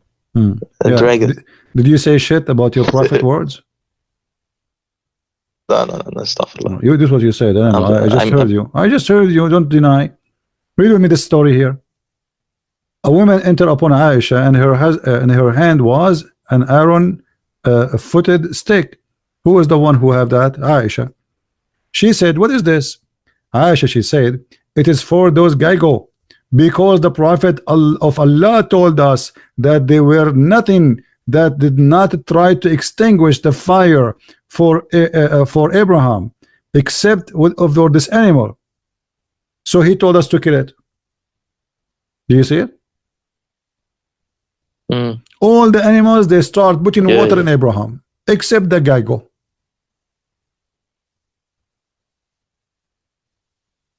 So what we would do now? Do you believe in this or you don't? And look, the story repeated all over. But I see this is the first time I see this. Always when you talk to me first time, each time. And now, okay, let's go back to zero. So Allah did not remember which one he created first, the earth or the heaven, the sky or the earth, the stars or the water, the mountains or the stars. Talk about Adam. We're gonna talk about Adam. That was zero. I called you because of that Adam topic. I didn't know about this topic. I gotta ask my scholars, man. Take care. So you don't want to answer. I got. You are just being dishonest, and there's no point of talking to someone is being dishonest. I gave you all the time, all the attention. I'm being patient with you, but now you are acting like a kid. It doesn't matter what we are talking about. You are the one who says to me, if something contradicts the Quran, we will not take it. I just showed you that the Quran contradicts the Quran, because you are the one who mentioned that, trying to escape the truth. All right? Very simple way to prove Quran to be a false book. And this God, you do not remember which one he created first, the stars or the mountains and the trees and the water. Very simple. All right? So you don't want to be honest. Why I want to talk to you? There's no point. You can lie. Are we going to lie to each other like until tomorrow or next year? I'm not here to lie. I don't want to do that. This is not my game. I say something, I show the proof right away. Right? You know obviously that this is stupid. Your prophet is fabricator. He's a liar. He's not truthful. And you don't want to face the truth. This is your business. Stay as a Muslim. Stay believing in the lizard who want to kill people and burn them. Lizard is very useful creature if you have it around your home, because he will kill for you all harmful insects. He will not hurt you. Very good. He will kill spiders. He will kill a fly. He will eat mosquitoes. Why you want to kill the lizard?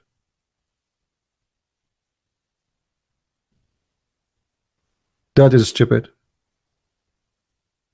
Yeah, I'm tired. I did not sleep since yesterday. I up in the morning. I tried to go live, but then I said I felt like my head really is heavy, because my head is heavy, by the way. It's full. It's not like a head of Muhammad. There's nothing there except images of women and men. And speaking about images of men and women, what about this hadith here? Let's find it.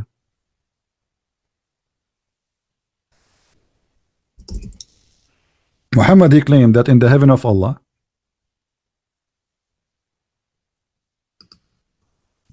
there's a market. In this market, there's nothing to sell and nothing to buy except images of men and women. This is a prophet of God, Playboy magazine. And if a man he desire to have sex with any of those images, he jump inside the image and he have sex with it. The customer is a man. The magazines are what? Images of men and women. Men and women. Who is the customer? A man. Which means Muhammad is teaching us that we will be bisexual. The man is, if he like an image of what?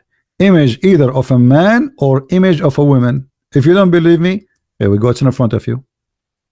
Images of men and women. Who is the customer? A man. Only men are the customer. This is Islam? Yes, this is Islam.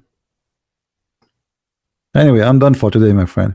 I want to say, guys, thank you very much. Don't forget to download the video, share it with your friends, because the video will not stay here for long. And don't forget You can cut it pieces as you wish. You do whatever you wish with it. Cut it pieces, topic. Like now this hadith here we spoke about. You can make a video for 3 minutes. You can cut the conversation of this guy and post it. Show the world how stupid this cult. Do help us so we can help you. I'm doing my part. I'm doing work. I mean, it's really extremely tiring. How many hours since yesterday I spoke live on air? I mean, my day is gone. Seriously, I did not even sleep. So, and even after I finish, I go and work on my books. And you know, we have the translation for Deception of Allah in Russian is done. So we hope soon is going to be out. And the Spanish book for translation for Quran and Science, I'm working in the cover, and soon will be out. So I hope things, you know, God is good, and the Lord, He provides us always with the good ones who support us, and they do the good work. And you know, God is great. You know, we are being successful. People leaving Islam left and right. They try to deny. This guy himself, he himself now, he is facing a very big dilemma in his life. He saw it, he know it, and he is not a stupid. He knew that Islam is a stupid. So for how long you will resist? A day, a two, a week? Try. You just saw it with your own eyes. You try to kill it, you cannot. You cannot. The truth will set you free. And the only truth is my Lord the Messiah. This is garbage, what we see in front of us. This is nothing but satanic. This is have nothing to do with God. God is not going to print magazines for sex. God is not a Playboy Mansion guy. God is holy. This is not holiness. This is garbage. This is a shame. This is sick. How even can you? And by the way, anything they don't like, they will say to you it is da'if. But just to let you know, even da'if is accepted, because this is why it's called da'if. Da'if, it means it has a rank. It's called da'if for it has a rank. The one that does not have a rank, they'll throw it away. And this is why they have it in their book. Those are 6 hadith, 6 books. As-Sihahu Sitta, the 6 authentic books of hadith. And those stories are written in the 6 authentic books of hadith, which means those are the most authentic books for Muslims. Yet anything is embarrassing, they will say to you, we don't accept it. I like that. It's a good sign that you are feeling the embarrassment of following Muhammad. You see, I will never say Jesus did not say that, because nothing of what he said making me feel, there's no embarrassment to believe in Jesus' words. But you Muslims, because your prophet brought nothing but shame, you keep saying, I don't agree with this. I don't believe in this. This is fabricated. Why? Because it's full of shame. Every verse written, Jesus said, I believe in it, and I will never say this is not accepted. The second I say that, that's mean I am not a believer. But Muslims are being hypocrite. They are picking up what they like so they can save themselves from facing the truth. And the truth is ugly. The truth is ugly. That Islam is a cult, and you are fooling yourself. And this God, he cannot be God. This is a pimp. This is a pimp, and I will not follow a pimp. Those who follow God, they follow God. You know, once somebody asked me, he says, you've been in America for long years, so do you go to striptease club? I said, I never been in one all my life. He said, why? I said, the fleas go to the garbage, and the bees, they go to the flower. Everyone goes where he belongs, and we belong to the Messiah. This is garbage. The fly will go to this garbage. Everyone goes where he belongs. So choose to be what you want to be, and you go where you belong. You belong to Muhammad, this is Muhammad. You belong to Jesus, go to Jesus. Thank you guys for being here. May the Lord bless you, and until we see you again, Christ is Lord, Islam is false. and thank you very much. Bye-bye.